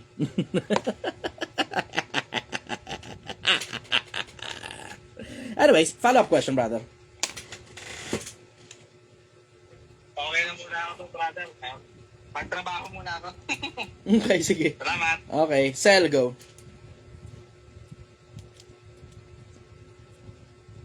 Boss, magandang gabi. Good evening. Doon sa tanong na ano ang itatanong, ang ano ko doon, boss, ang tanong ko, ano ang maipapayo mo sa mga magulang na madalas ang sagot sa bata wag mo munang itanong yan. Bata ka pa, paglaki mo maiintindihan mo rin yan. Yung ganong sagot ng magulang sa mga bata, boss. Sa mas madalas na pagkakataon kaysa hindi, Kasi syempre, okay, sige, so ungkatin natin to intellectually. Himayin natin ng bahagya, konti lang, himayin natin. So bakit sinasabi ng mga magulang na wag mo muna itanong yan kasi bata ka pa? Kasi sa madalas na pagkakataon, dalawa lang naman yan Sa mas madalas na pagkakataon, dalawa lang yan. Either, hindi mo alam ang sagot, tsaka mo na lang pag-iisipan pag lumaki na yung anak mo, o alam mo yung sagot pero masyado pa talaga siyang bata, totoo yun. Alin lang sa dalawa? Sa madalas na pagkakataon. Kasi, halimbawa, kapag tinanong ka ng anak mo, 4 years old, ang 4 years old, nakakapag-isip na yan. Mama, paano nagkakaroon ng tao? Paano po ba niyo ako pwedeng igawa ng kapatid? Anong sagot mo dun? Diba? Paano po ba ako lumabas? Galing ka sa tiyan ko. Paano na ako napunta sa tiyan mo? Sige, paliwanag mo sa bata yan. Paliwanag mo sa bata, 4 years old. Alam mo ngayon, mahirap ipaliwanag. Di ba? Alam mo ngayon, mahirap ipaliwanag. Paano ako napunta sa tiyan mo? Mama, akala ko mahal mo ko. O, mahal nga kita. Bakit kinain mo ko? Paano ako napunta sa tiyan mo? Lumabas ka galing sa tiyan ni mama. Paano? Bata ka pa, anak. Tsaka na natin pag-usapan niya pag lumaki ka na lang. Tingnan mo nga muna doon sa tatay mo kung ano ulam. Wala kang choice ngayon. Wala kang choice. Wala friend ka ngayon. Pakitanong sa tatay. Doon kay papa mo, tanong mo ron. Tanong mo ron kay papa. Pakita naman sa tatay. Sige. Eto na lang, alam ko na. Mga presidente, alinga muna kayo mga putang ina nyo. Nali kayo. Tanong natin si Ace. Ace, Baguio. Tanong natin si Ace. Nagtatago si Ace. Ace, pag alba, tinanong ka ng anak mo, Papa, paano po ba nagkakaroon ng tao? Paano nakakagawa ng tao? Ano sagot mo, Brad? Isipin mo bata Hindi teenager bata. Tinatawag ko yung misis ko. Sumagot. Pag medyo nasa edad na yung anak mo, come here, son. Come here, son. I will teach you about the birds and the bees. And the flowers and the trees. Ang hirap putang ina papa. Ito nga sandali nga dito, tanong natin sa kanila. So, habang tinatanong ko yung mga presidente ko dito, type nyo rito, paano nyo ipapaliwanag sa anak ninyo kung paano gumagawa ng tao? Kapag ang anak mo, 4 na taon, 5 taong gulang pa lang. Wala pang teenager, basta less than 10 years old. Tanong natin doon sa iba. Hanap tayo ngayon ng presidente dito. Hanap tayo ng presidente. Presidente, hi, nasaan kayo? Putang ina, halos lahat ng mga presidente rito, naka-off cam ah. Mautak ka! Mautak! Asa na kayo? Ha! Putang ina, pagka presidente ka, brad, kailangan matalino ka. Hindi pwedeng bobo, tatanga-tanga rito. Presidente ka husod ka ng mga tao di ba? Gusto mo yan di ba? O, sige, gusto mo matuto galing sa akin O, sige. Sige, hanap tayo ngayon. Eto, matali-talino. Garawi. Paliwanag mo sa amin, brother. Ang anak mo, less than 10 years old,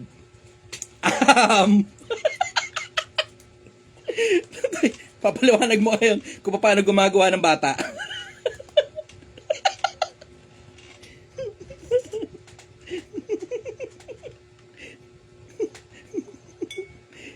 Sige, brother. Try lang. Sige. Testing mo. Sige, go. Testing. Sige, go. Yeah, may magsusubok. Sige, pampatalino to. Walang no judgment walang maling sagot Doon lang muna tayo doon sa kung paano nyo lang papaliwanag. Paraan lang ito ng pagpapaliwanag. There are better ways of explaining things, and there are not so good way of explaining things. Sige, go, tuloy. Sabihin ko, boss, ang tao nabubuo parang special project ni mami at daddy. Dahil may pinagsamang magic si mami at daddy na nagiging baby. Panalo.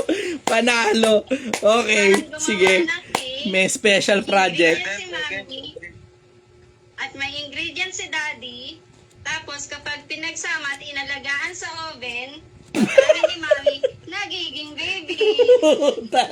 Inalagaan sa oven. Panalo yun, may special ingredient. Panalo.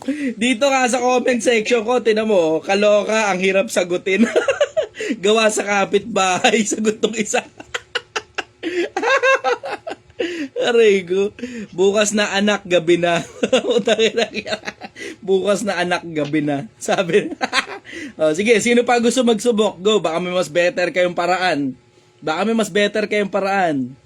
Ang ganda nun. Ingredients kay mommy at daddy. Special project. Okay, sige. Magaling. Testing supremo, baka meron ka.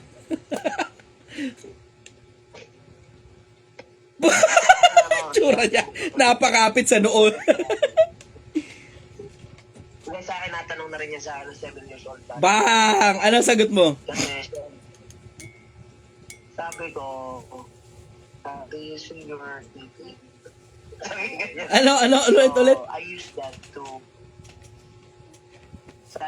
see TV. Kasi alam nila, brother, tinuruan ko sila kung ano yung meron sila. Meron silang, yan, tennis, meron din ganyan na babae. Tinuro ko sa kanila habang maaga pa sila para kung sakali man merong gumawa kung ano, alam nilang hindi pwede kahit sino ako. Galing. So, ganun din, sinasagot ko rin yan ng reality na ginagamit yan para bumuo ng bata. Pero kailangan mo ng partner, which is yung babae. Pero hindi ko siya in-elaborate. Kumbaga binigyan ko na sila ng idea na yung bagay na yan ay hindi dapat basta-basta kung kanino ipakita at ipahawak. Galing. Yung ginawa ko, brother. Galing. Ay, nice. Ayun, 7 years old. O ngayon, sa inyo ngayon nakadepende kung 7 years old, less than 10 years old, imumulat nyo na sa ganun. Para sa akin, personally, I think it's a good idea.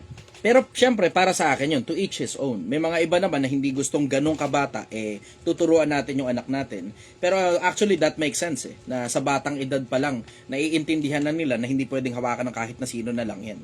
At hindi pwedeng laro-laruin ng kahit na sino na lang yan. Maganda yung ganung konsepto. Nga lang, hindi lalapat yun sa lahat. Syempre, may mga magulang na conservative. Pag-uusapan niya kapag medyo tumanda-tanda na, kadalasan kapag teenager na. Ang mahirap nga lang, kapag hindi nyo, as in completely, ito punto pag completely, hindi nyo talaga ino-open yan sa mga anak ninyo at all. Pag hindi nyo pinag-usapan yan, magte-testing ang mga bata. Magte-testing sila. Tapos ang hindi mo gugustuhin, nag-testing, ngayon nagka-problema. Yan.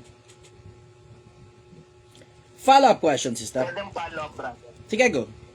Ay, sorry. Sige na, go, tuloy. May follow-up answer ko lang. Kasi ganito nangyari. May mga kalaro sila sa labas ng babae. So, nagtatanong din sila bakit yung kanila iba, bakit yung akin iba. So, syempre, as a magulang, kailangan imulat mo na sa ganun Dahil hindi nila may iwasan na explore. So, habang maaga, i-guide mo sila. Ba, matindi. Dahil yan basta-basta dapat hawakan. At hindi nila hawakan, ay hindi nila pwedeng hawakan yung nasa kalaro nila. So, yun yun, brother. Para Ganda. maging open-minded lang lang. Pero na-curious ako, paano nila nalaman na iba yung sa iba? Wag na nga. Okay. Sige, next question tayo. Next question. Follow up ako, boss. Sige, go. Follow up, go. Hihingi ako ng knowledge sa'yo tungkol doon sa kung paano mo ipapakilala ang sarili. Lalo kung hindi mo kailangan i-introduce o isalita, paano mo ipapakilala ang sarili mo? Straight, may mga panahon kailangan mo talaga ipakilala yung sarili mo until such time na ipinapakilala ka na ng ibang tao. Kasi sa madalas na pagkakataon, ano yan sa umpisa dahil, alam mo yan, wala ka pa masyadong sobrang daming achievement, kailangan mo munang matutunan kung paano ipapakilala yung sarili mo So, ako, ang paraan ko ng pagpapakilala noon, nung nagsisimula pa lang ako, hello, ako po si John Chichester III. Ito po ang edad ko, ito po ang ginagawa ko, magandang araw po sa inyong lahat. I'm pleased to meet you. Yun ang format ko dati. Pero, syempre, diba, ano yan to each his own yan Hindi yan one size fits all yung paraan ng pagpapakilala. Nakadepende sa audience mo yan. Nakadepende sa audience. So, halimbawa, ang audience mo, puro professional. Sa madalas na pagkakataon, hindi mo na kailangan ilabas pa edad mo. Hindi na kailangan yun. Puro professional lang kasama mo. Ang importante, pag puro professional lang kasama mo, anong ginagawa mo at anong pakinabang nun dun sa mga taong nakikinig sa'yo.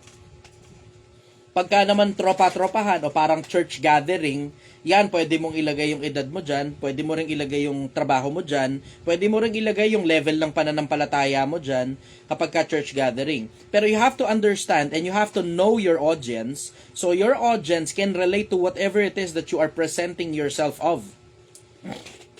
Para maipresenta mo ang sarili mo sa paraang interesting sa pandinig ng mga tao at makilala ka nila at maging interesado din sila dun sa kung ano man yung mga bagay na meron sa'yo, tungkol sa buhay mo, tungkol sa bagay na ginagawa mo, kailangan kilala mo audience mo.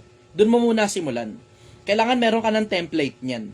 So, ibig sabihin, one size fits all, pansamantala, temporarily, sa umpisa, ito lang muna yung paraan mo ng pagpapakilala. Tapos, susunod na panahon, paglipas ng mga panahon, matututunan mo rin eventually, pag meron ka ng one size fits all, pag meron ka ng pinaghandaan na presentation ng tungkol sa sarili mo, kung paano mo ipapakilala ang sarili mo sa publiko, sa mas madalas na pagkakataon, susunod na panahon, matututunan mo rin, madalas automatic na lang yun, yung mauunawaan mo kung sino audience mo. Tapos pag naunawaan mo na kung sino audience mo, tsaka mo ngayon iti-tailor fit yung paraan mo ng pagpapakilala dun sa ano bang palagay mo na mapapakinabangan na itong audience na to. Ano ang common interest ng audience? Ganun ang konsepto So, anong common interest ng audience? Dun mo ngayon iti-tailor fit yung paraan mo ng pagpapakilala sa mga tao dun sa common interest ng audience mo. Follow-up question, go. Kasi boss, merong mga may mga pagkakataon na actually kilala ka ng mga tao sa pangalan mo, sa edad mo, di ba? Kung saan ka nagmula. Pero kailangan mo ipakilala deep kung sino ka. Kung ano ang kaya mong gawin kahit hindi mo sabihin na kaya ko to, di ba? Na ganito ako, matapang ako. Paano yung ginagawa ng isang tao na kunwari, nakita ko siya na ganyan ang aura niya, paano yun nagagawa na maipakilala hindi sa bibig, sa kilos? Hindi. Ano na yun? Kumbaga, hindi na yan dun sa panahon pa lang nagpag-i-introduce mo ng sarili mo by means of words. Pinatayo ka. Diba? Hindi na yan dun. Dun na yan sa paglipas ng panahon nakikilala ka ng mga tao. Ipinakikilala ka ng mga gawa mo. Pinakikilala ka ng mga body language mo, pinapakilala ka ng verbal means of communication mo, yung thought process mo, yung paninindigan mo, kung tapat ka bang magsalita o nababali yung mga salita mo, pag sinabi mo ba isang bagay, totoo ba yan o sinungaling ka, yun na ngayon ang magpapakilala sa'yo overall, yung kabuuan ng pagkatao mo. Pero syempre, there's always first impression and first impression lasts. So, importante yung paraan ng pagpapakilala kapag tumayo ka sa mga tao. Sa pagharap mo pa lang sa mga tao, first impression lasts.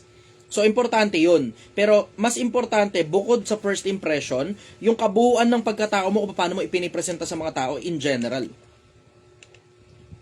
So, tatanungin mo, paano yung kung paano yung pagpapakilala sa mga tao na dun sa paraan na as in kilala ka na matinong tao at mabuting tao ka, una-una katapatan sa pagsasalita eh.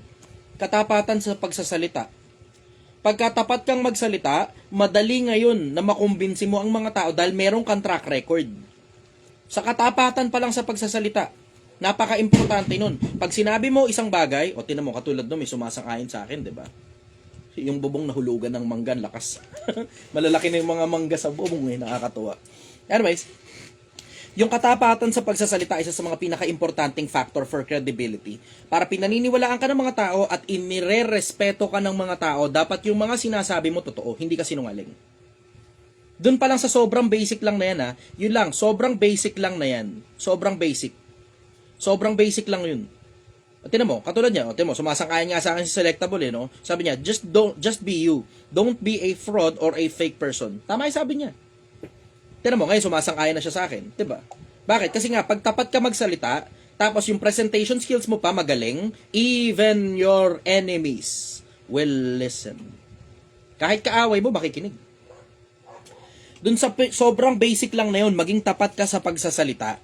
Tapos, body language, importante din at the same time. Na kapag ka nauupo ka, pwedeng medyo relax ka ng kapiraso, 'di ba? Lalo na kapag may track record ka na at maganda na ang impression sa'yo sa isip ng mga tao, pwedeng slouch ka ng konti, pero konti lang. Pero hindi pwedeng nakaupo ka sa upuan mo, tapos nakaganyan ka. Yan ang pinakamabilis na paraan para walang respeto sa'yo tao. Gusto mo mas wala pang respeto sa'yo tao? Naka-Zoom meeting pero nakahiga ka.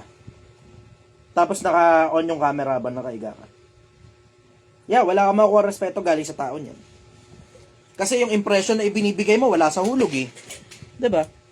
Isipin mo, nag-aaral tayo, tapos ikaw nakahiga ka. Tapos naka-on cam ka. Doon pa lang sa sobrang basic lang na yun. Sobrang basic, ito, Zoom ito. 'Di ba? So yung mismong etiquette lang, na bawal ang nakahiga, basic, bawal ang nakahiga. Tapos, notebook, ballpen ninyo, dapat nandyan. Tinan mo, ako nga mismo na nagtuturo, yung notebook at saka yung ballpen ko, nandito eh. Tamo, ang mga libro ko nandito sa paligid. So pag may kinailangan akong buklatin, kahit ano pa yan, kay Biblia yan o Quran, meron ako dito. Tapos may mga iba pa akong mga libro kung kailanganin ko lang buklatin. Nasa paligid ko ngayon lahat ng mga kailangan ko. Ang kape ko nandito na. Ang tubig ko nandito na. Meron akong tobacco rito, kung matripan ko magtobacco maya-mayang konti. O, konti nga lang, kalahati na lang yan.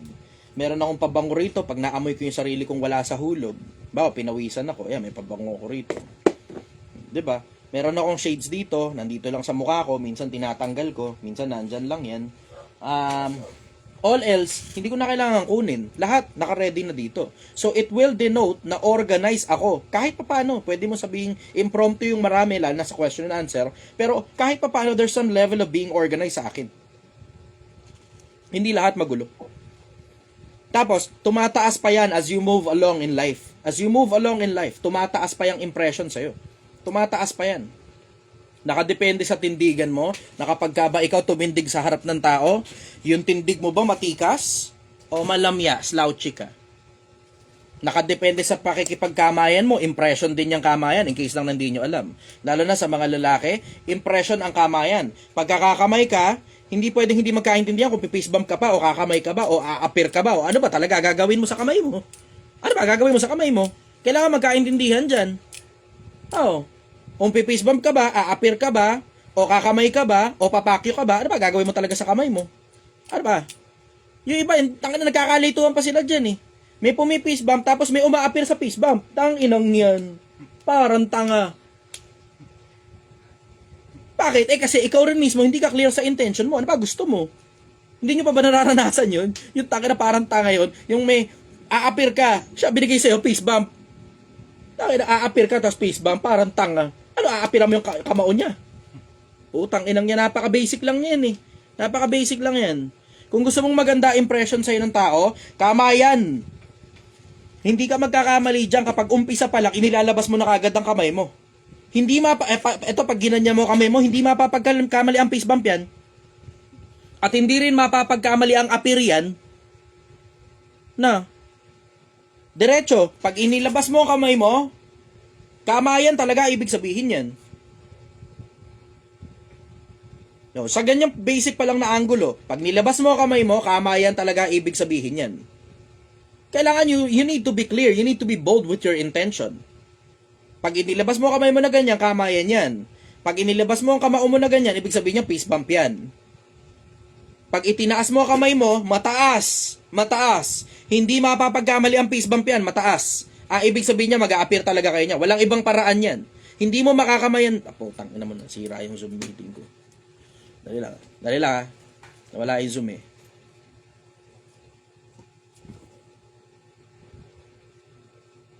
Nawala yung signal. Dali lang.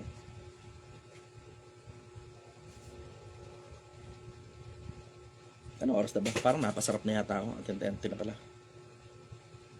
Nawala. Oo, brother. Pasuyo nga muna. Dali. Nawala yung Zoom ko. Nalabas ako. Hindi ko alam paano nalabas. Oh? Okay.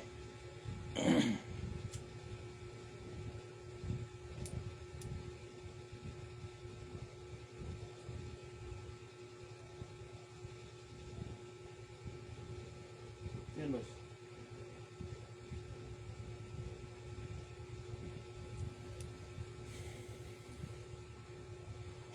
Waiting, brother. Wala. Ay, tama. Brother, bilis kasi naka-live tayo. Okay lang ha.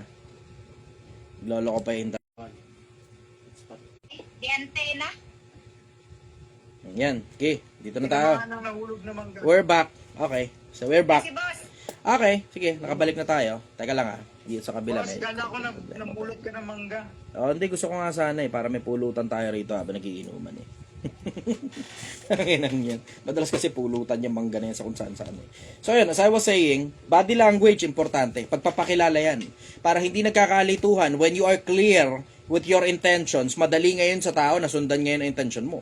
Pag makikipag-face bump ka, nakaganyan ka talaga. Pag makikipagkamayan ka, diretso. Hindi magkakamali tao dyan. Wide open. Hindi nakaganon, hindi parang hindi timid na hindi mo maintindihan ano ba talaga yan. Hindi. Pag nakabuka kamay mo na ganyan, hindi mapapagkamalian yan. Bakit? Hindi mo mapiface bump to. Hindi mo rin maaapiran to. So, walang ibang paraan yan. Kakamayan mo lang talaga yan. Tapos ang appear dito banda sa ibabaw ng ulo. O, hindi ngayon mapapagkamali ang face bump yan. Paano mo face bump? Mataas niyan. Ang face bump hanggang gitna lang. Mataas sa bandang muka. Yan, yung mga basic na yan. Sobrang basic lang ng mga yan. Nakakapagpataas ng credibility, nakakapagpababa ng credibility. Simple body languages lang yan. Sobrang simple lang yan. Follow-up question, Sel. Okay na pa ako doon, boss. Thank you. Okay. Jason, go, FW. Good evening po, boss. Hello. Kumusta po? Relax lang. Balita. Ito po. Maraming salamat. Ang tanong ko po ay ganito, sir. What insight you can give to someone who genuinely wants to help but doesn't know where to start?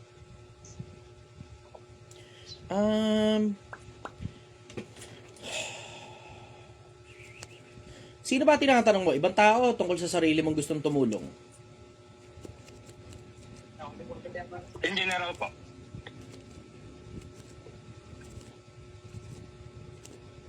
Sa mas madalas na pagkakataon may nakikitang problema kaya kaya gustong tumulong ng tao. Pero napakabihira ng mga taong gustong tumulong na actively seeking para makahanap ng taong tutulungan. Napakabihira nun. Napakabihira nun, sobra. Napakabihira. Alam mo, diretso, kahit ako, hirap ako dyan eh. Hirap ako sa paghingi ng tulong sa mga tao. Hirap ako. Kasi I have always worked on my own ever since. Mula 18 anyos ako, tinrabaho ko lang talaga yung sarili ko. No, sige, every now and then, mapapahingi ng tulong sa kung papaano mang paraan kapag talagang gipit na gipit, talagang ipit na ipit, pero napakabihira nun, sobra. At the top of my head, parang, bukod dito sa content ng nasunugan kami, kaya ako humingi ng tulong, pero alam mo yung, ginawa lang yung paghingi ng tulong na yun, ang dahilan kasi, yun talaga yung normal na gagawin ng isang taong nasunugan eh. 'Di ba? Pero content lang yun eh. Pero to my personal life, diretso, hindi ko maalala yung huling panahon na humingi ako ng tulong na kahit kanino na ako talaga yung nangangailangan. Hindi. Hindi ko maalala. So, ang sagot ko doon, hindi ako sigurado. Sa mga taong mapaghingi ng tulong, madali sa kanila yan eh. Pero ako kasi personal, hindi masyado eh. Talagang, alam mo yun, napakabihira eh. Sa mas madalas na pagkakataon, pag ang normal na hihingi ko ng tulong, may kapalit eh. Pero yung purely, as in, tulong lang talaga. Kasi tinan mo, pag alam mo, hihingi ako ng tulong sa mga empleyado ko, empleyado ko yun, ang kapalit ng sweldo, madali. So, diretso, nagbibigay na lang ako ng instruction kung ano gagawin nila. Madali. Sa mga kaibigan, tangina, halos di nga ako. Hindi ako lumalapit sa mga kaibigan para humingi ng kahit na anong tulong eh. Napakabihira, sa sobrang bihira, wala akong maalalang panahon. Sigurado meron yan, hindi ko lang talaga maalala. Kasi pag humingi kasi ako ng tulong kahit kanino, kahit ano pang paraan, tinutumbasan ko na kagad para wala na kagad sa isip ko yun eh. Ang problema kasi talaga sa paghingi ng tulong, brother, yung konsepto na meron kang isipin kung paano mo ibabalik yun. Pag alam mong yung paghingi mo ng tulong genuine at matinong tao ka at hindi ka mapansamantala ng kapwa-tao, mahirap para sa'yo humingi ng tulong. Mahirap, sobra. Sa akin, mahirap na hirap akong humingi ng tulong kahit na kanino tungkol sa kahit na anong paraan na walang kinalaman sa employment eh. Sa employment, madali kasi empleyado mo yun, binabayaran mo yun eh. Pero sa personal na buhay,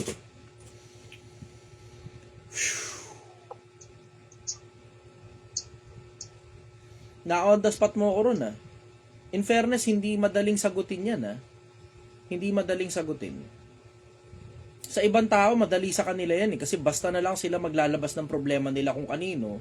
Tapos tsaka sila magpaparamdam na humihingi ng tulong. Siguro, yun, pwede. Doon sa ganong paraan.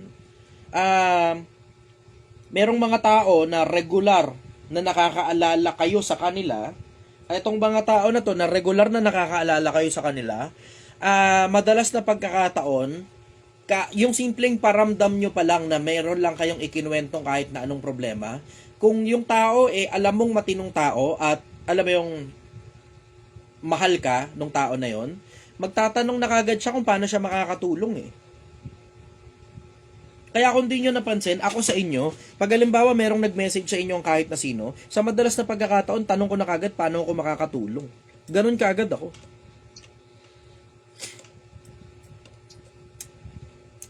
Actually, minsan nga may mga nag-a-add sa akin sa Facebook na pagka kinonfirm ko, lalo na yung mga, alam mo yung na kilala ko lang sa kung saan man, na mga taong hindi naman parte ng Project 1M, laging ang tanong ko, una muna, hello, I have confirmed your message. Paano kita matutulungan? Yun na kagad yung second paragraph. Paano kita matutulungan? Yun kagad ang laging susunod na message ko. So, I will say, siguro, reverse psychology ko lang. Siguro kung ako yung hihingi ng tulong, magpaparamdam ako na may problema. Tapos,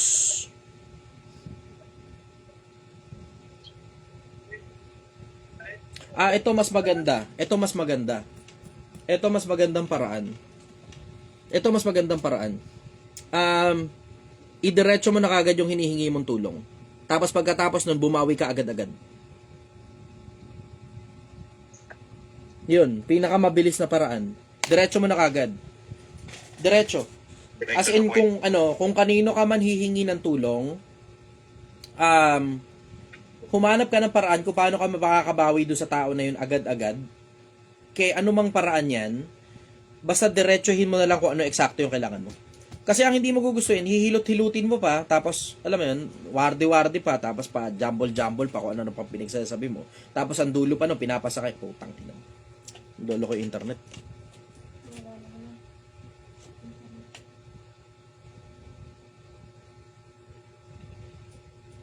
Lolo ko yung internet. Dahil lang ah.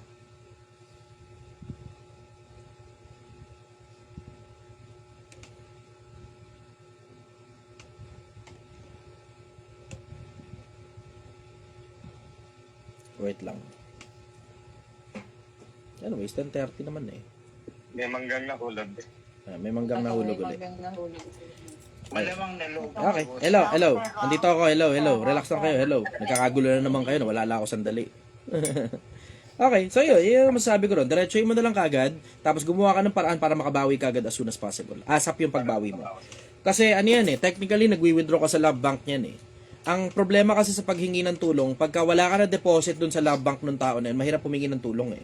Pero kapag ka marami ka nang na-deposit sa love bank ng tao na yun, madaling mag-withdraw, pero kailangan palitan mo kagad ASAP. Otherwise, bababa ang credibility mo. Yan ang trouble sa paghingi ng tulong eh. Ngayon, hindi ko sinasadya sa suluhin yung mga problema. Pero ang suggestion ko, kung merong paraan para makabawi ka sa mabilis na paraan doon sa mga taong nakatulong sa'yo, ASAP yun. ASAP. Pag nakahingi ka ng pabor kahit kanino. Follow-up question, brother. Okay na po ko doon. Okay, sige. Nakita ko si B kanina. Second question. Sige, go. How can common people like us make your goal easy to reach? Doon sa 3 pillars ng Project 1M, tatalinuhan mo, tatrabahuhin mo, pag-iipunan mo. Yun ang pinakamabilis na paraan. Wala ka halos makikita mas mabilis pa na paraan kaysa dyan sa 3 pillars ng Project 1M na yan. Tatalinuhan mo ng gusto, tatrabahuhin mo ng gusto, pag-iipunan mo ng gusto, hanggang sa maabot mo kung ano man yung gusto mo. 3 pillars ng Project 1M. Dito muna ako kay B. Isa muna. Kasi nakita ko si B nagbaba ng kamay. Baka biglang mabisi na. Diyan ka pa, B. Oh, tangin naman, naglolo ko talaga yung internet. Nakakonekta ka ba? Okay. Tingnan mo nga o ilan yung nakakonekta ron. 4. 3 lang dapat. Sino yung isa? Anong Miss Francis? Okay.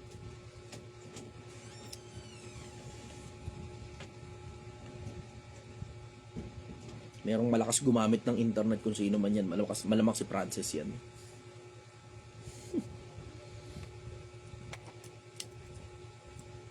Hirap kasi magpakabit ng internet dito eh. Tangin congested yung buong lugar.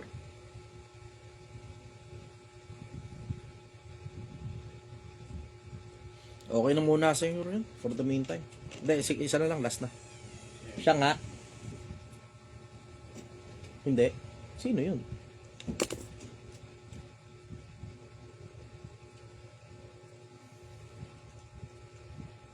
Hindi si Francis. Okay, so malamang ibang tao. Okay. Asa na? Ayan, sige. Sa akin. Ako rin pala. Putang. Ayan na, nagloko na nga. Leave meeting. Okay, sige. Balik tayo messenger. Isa pa. Last na.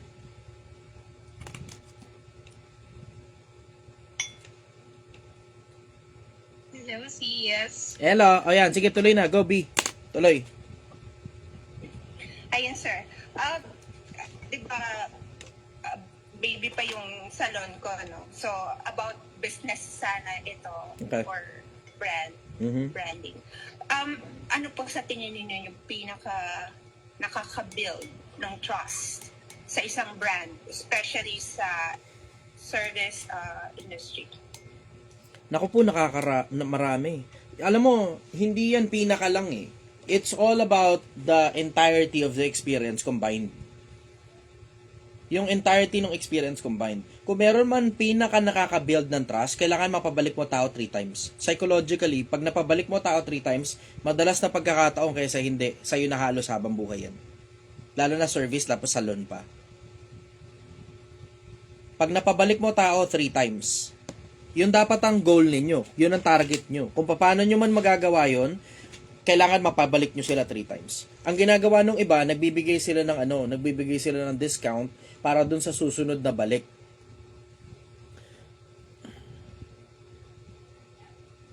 Meron silang parang loyalty card. Maraming iba't ibang paraan para mapabalik mo tao, lalo na sa salon. Ako, ang suggestion ko, i-YouTube mo yan. Pero, kung meron mang number 1 na makakapagbigay ng tiwala sa isang tao, siguro, okay, sige, service, okay, that's one. Pero pag maganda na yung service mo, na talaga naman maganda naman talaga yung service mo, siguro ang number 2, kailangan mapabalik mo tao 3 times. Doon mo muna simulan. Targetin mo na dapat bumalik ang tao sa'yo 3 beses. Tapos dapat stellar syempre yung performance nyo dun. Sa lahat ng mga panahon na yun. Para magpabalik-balik na sila habang buhay.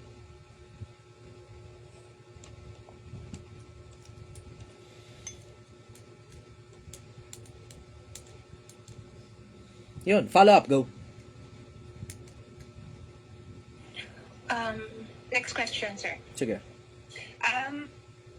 Curious lang po, ano yung qualities ng isang brand na talagang nagiging memorable or worth coming back to? Yung overall experience. Yung overall experience.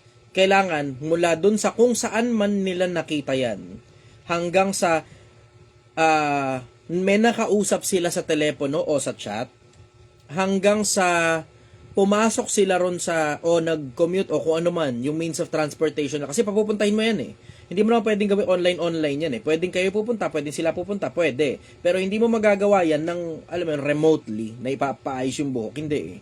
So, ang ko-consider mo dyan, yung overall experience.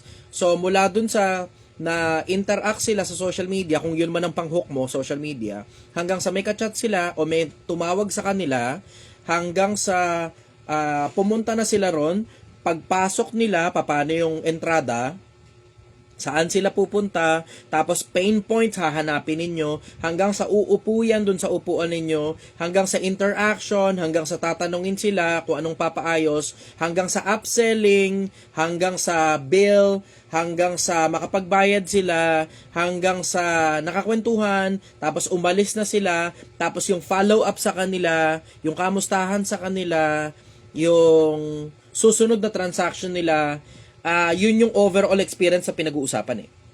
Lalo na salon yun sa'yo eh. Yun yung overall experience sa pinag-uusapan. So, kailangan yan, sobrang taas ng emotion, tapos tuwan-tuwa sila.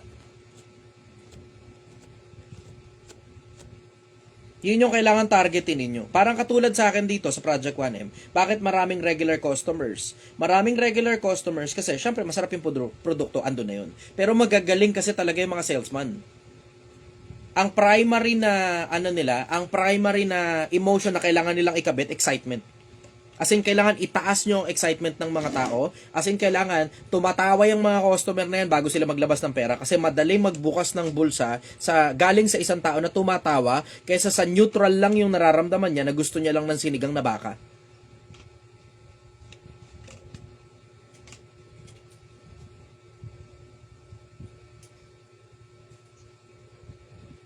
Kita ko sinusulat mo pa eh. Kuha mo? Yes, sir. Last question. Yes, sir. Last question. Mute ko lang muna tong isa kasi basura ng lipunan eh. Tinatadtad niya yung ano ko eh. Tinatadtad niya yung comment section ko ng gay. Ang gago, tangina mo. Alam mo, madaling sabihin yung gay na yan. Pero pag sinabi mo sa mukha ko yan, sigurado, mababawasan ng 1 piraso ipin mo. Gay moin mo ako. Sige, gay mo ako. Gay mo ako. Maintindihan mo sino gay sa atin dalawa pag nabawasan ka ng ipin. Anyways, follow up, go. Next question, sir. Sige. From your experience, Okay. dito lang ako magbe-base. Okay. Just experience. What makes a service-based brand stand out and feel premium? Wala pa rin tatalo yung overall experience eh. Kailangan yung interior mo mukhang premium. Siguro kung meron mang 1 piraso, lahat pag sinuma mo, o I will say 3 bagay. Una, yung service. Yung mismong serbisyo na binabayaran sa'yo. Pangalawa, yung overall experience. Hindi lang yung serbisyo na sobrang ganda ng buhok nila. Okay yun, sige, sobrang ganda ng buhok. Pero yung overall experience, yun, kailangan yun, importante, sobrang smooth dapat ng lahat ng bagay. Tapos lahat ng pain points hahanapin ninyo. Pero importante na at the same time yung interior. Dapat sobrang ganda ng interior, mukha talagang magbabayad ka ng mahal. Hindi mukhang chipipay. kailangan mukhang ginastusan, mukhang mahal. So, hindi na importante kung Shopee lang yan, ganun. Basta dapat yung itsura mukhang mahal. Kasi sino naman ang gustong gumastos sa sobrang mahal sa isang lugar na mukhang chipipay? So, yung overall experience, mula pagpasok, alam mo yun, lahat ng bagay ng mga pinakakaliit-liitan, wala dapat ni konting pagsimangot yung kliyente. Dapat, as in, overall experience niya, panalo talaga. Tapos, yung mismong buhok ng tao, talagang sobrang hands down, panalo talaga. Tapos, yung interior mo rin at the same time, sama mo na rin.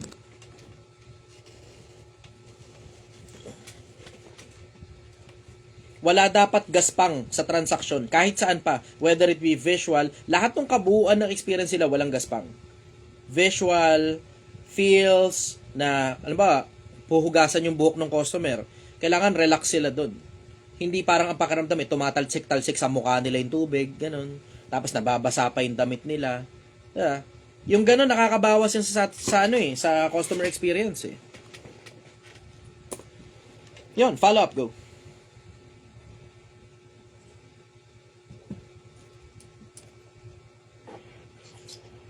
Hindi na sa business to, sir. Okay. Na-mention lang kanina. Na-curious ako. Sige. Paano malaman yung body count ng isang tao? Sa ugali, sa madalas na pagkakataon. Body count ng tao, madalas na pagkakataon, papansin mo sa ugali yan. Pagkahalos wala na silang pakialam sa kapwa-tao nila. Taas na body count yan, pag wala na halos pakialam sa kapwa-tao. Common yan sa babae, mapapansin nyo. Pag ang babae, snabera, kadalasan yan, ganyan yan. Snabera, ang gaspang ng ugali, sama mo na rin na may tattoo sila, punong-puno ng tattoo yung katawan, yung dito sa likod, yung dito, sa likod, dito, yung sa may bandang ibabaw ng puwet. Yan, kumbaga, isa sa mga pinaka-primary indicators yan. Tapos may siguro yung tattoo na nila, hindi mukha ng nanay nilang patay o mukha ng kapatid nilang namatay. Madalas yan, rosary, yan, common rosary, thorns, rose, yung art dito sa likod na parang graffiti. Yung dito sa may banda rito, may graffiti rito. Minsan dito sa may bandang tagiliran, yan. Tapos statements, yan. Minsan Bible verse pa. Iba-ibang klase ng tattoo. Butterfly, pinaka-common butterfly. Yun yung nakita ko makikita nyo rin sa makikita nyo rin sa TikTok yan na pagka isang babae may body count marami ng body count, common dyan makikita mo butterfly. Kusa na lang lumilitaw sa kahit saang parte ng katawan, whether it be sa sakong nila, sa bukong-bukong, yung bang, ito yung paa, diba? Yung buto dito sa gilid, meron dyan minsan may butterfly dyan. Minsan naman dito banda, dito. Minsan naman dito, minsan sa leeg, minsan dito sa may bandang dibdib, ganun. Minsan, Arabic nandito sa may bandang dibdib. Pag meron dito sa dibdib, malaki, alam mo mataas sa body count niyan. Bakit? Ba't ka maglalagay ng kahit na dyan? Alam mo naman tititigan yung suso mo. Diba? Ba't ka maglalagay ng kahit na dyan sa may bandang ibabaw ng suso mo? Dahilan yan? Yung tama yung sinabi ni Sadaw Dun sa kapag ka meron ka rito sa may bandang likod sa ibabaw ng puwet mo, kadalasan ay ibig sabihin niyang backshot. Yan yung gustong-gusto mong tinititigan sa'yo kapag ka kinakantot ka ng patalikod. Alam mo, mataas ang body count ng mga ganun. Mga indicators lang yan, pero it doesn't necessarily follow na talagang 100% foolproof yan. Pero ang sa akin diretso ang direct giveaway, yung ugali. Pag wala na halos pakialam. Yun. Sa mas madalas na pagkakataon kay hindi. Naging jowa mo yan, tapos maghihiwalay ka, tapos parang wala lang siyang pakialam. Ibig sabihin yan, may kasunod yan. Merong may reserve yan kung tawagin nila. May reserba. So alam mo, isa sa mga pinakamalalaking indicator ng isang babae na nagre-reserba yung body count. Kasi, alam mo diretso, hindi normal na gawain ng isang taong isang piraso lang ang body count niya na magkaroon siya ng reserba. Hindi normal na gawain yun. Ang normal, all-in siya dyan, isang piraso.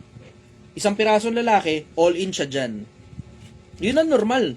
Naalala nyo naman yung pinakaunang jowa nyong nagpaiyak talaga sa inyo ng husto.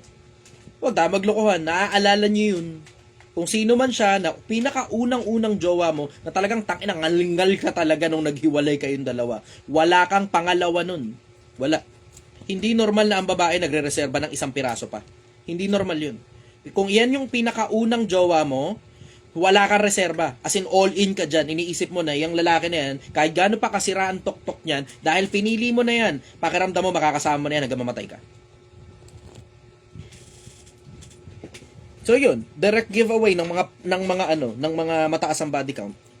Meron niya akong ano diyan kanina, tangina viral nga yun putang ina, viral na naman ako, boy. Viral na naman ako. Ewan ko kung napanood niyo sa Project 1M na post yung broke boys don't deserve no pussy. Broke boys don't deserve no pussy. Tama naman yun. Pagka broke boy ka pa, hindi naman ibig sabihin niya pera di ba? Pagka broke ka emotionally, broke ka intellectually, broke ka finances, lahat ng, alam mo yun, pati espiritu mo broke, you don't deserve ng pussy nga naman talaga. Tama naman. Yeah. Wala kang karapatan na kumantot kapag ka broke boy ka. Kasi, tangina, may possibility, maano mo yan mabuntis mo yan di ba? O ganun din naman yung kapag ka masyado ng mataas ang body count mo. Di ba? Mababa na ang tsansa na magtapat ka pa, mababa na ang tsansa na may commitment ka pa kapag masyado ng mataas ang body count ng isang babae. Pero, hindi lang naman sa babae applicable yan Kahit sa lalaki, applicable din yan. Pag ang lalaki mataas na body count, nako, less likely na mag-commit na rin yan. Na madalas nagiging playboy na lang yan. Tapos, alam mo yun, dahil na lang sa matanda na sila, tapos marami ng pera, pipili sila ng kung sino man na medyo bata-bata, tapos tsaka na sila mag-aasawa. Yun ang common Yun ang sobrang common. Ang mga lalaki, di na halos gusto nag-aasawa. Ang mga babae naman, commitment issue na sila kapag mataas na body count nila. Laging may reserba. Laging may reserba. Anyways, follow-up question, go.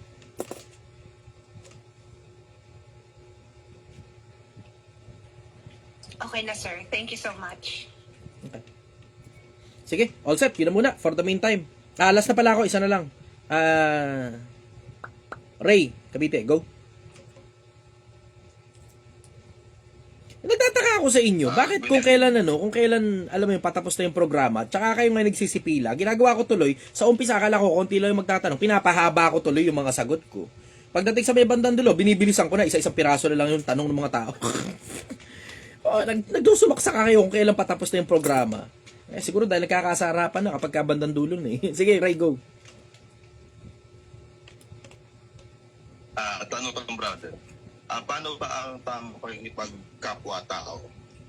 Naku po, brother. Tangina, last question. Sobrang lawak niyan, brother. Sobrang lawak niyan. So, sisimulan muna natin dun sa body language. Pakikipagkapwa-tao, hindi ka dapat mukhang scammer. Dun muna sisimulan yan Sisimulan mo muna yan, dun muna, hindi ka dapat mukhang scammer. Bahala ka na ngayon kung ano definition mo ng mukhang scammer. Kasi pag dinitali ka, sasama na naman ang loob ng mga mukhang scammer, pero hindi naman talaga Hampir sabihin nila, judgmental. Ano ka normal sa tao, judgmental?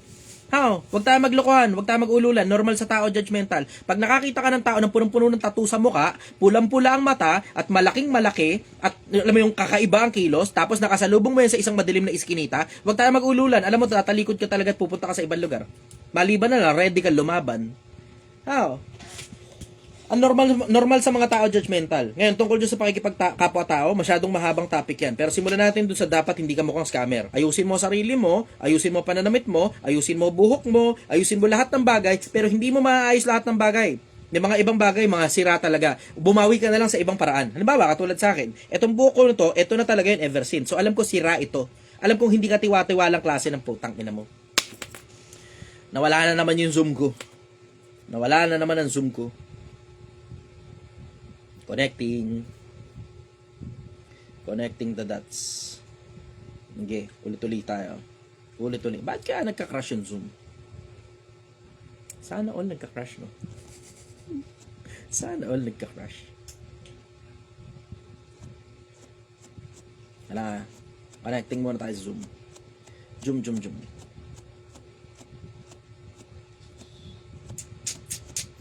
Connecting. Anak ng patola naman talagang Zoom to.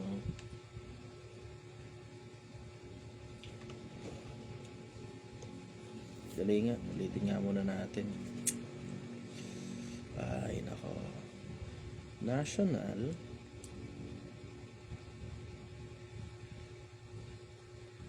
Nako po, internet talaga yung problema. Ang bagal mag-load, oh. Ano mo na, boss? Wag na pakialaman, brother. Okay na yan. Tatapusin ko na lang naman to eh. Huling tanong na lang yun. Tapos i-dismiss ko na itong mga to. Slow connection. Anyways, hanggang dito muna ako. Magbabawas muna ako ng iba para ma-end ko na muna yung iba.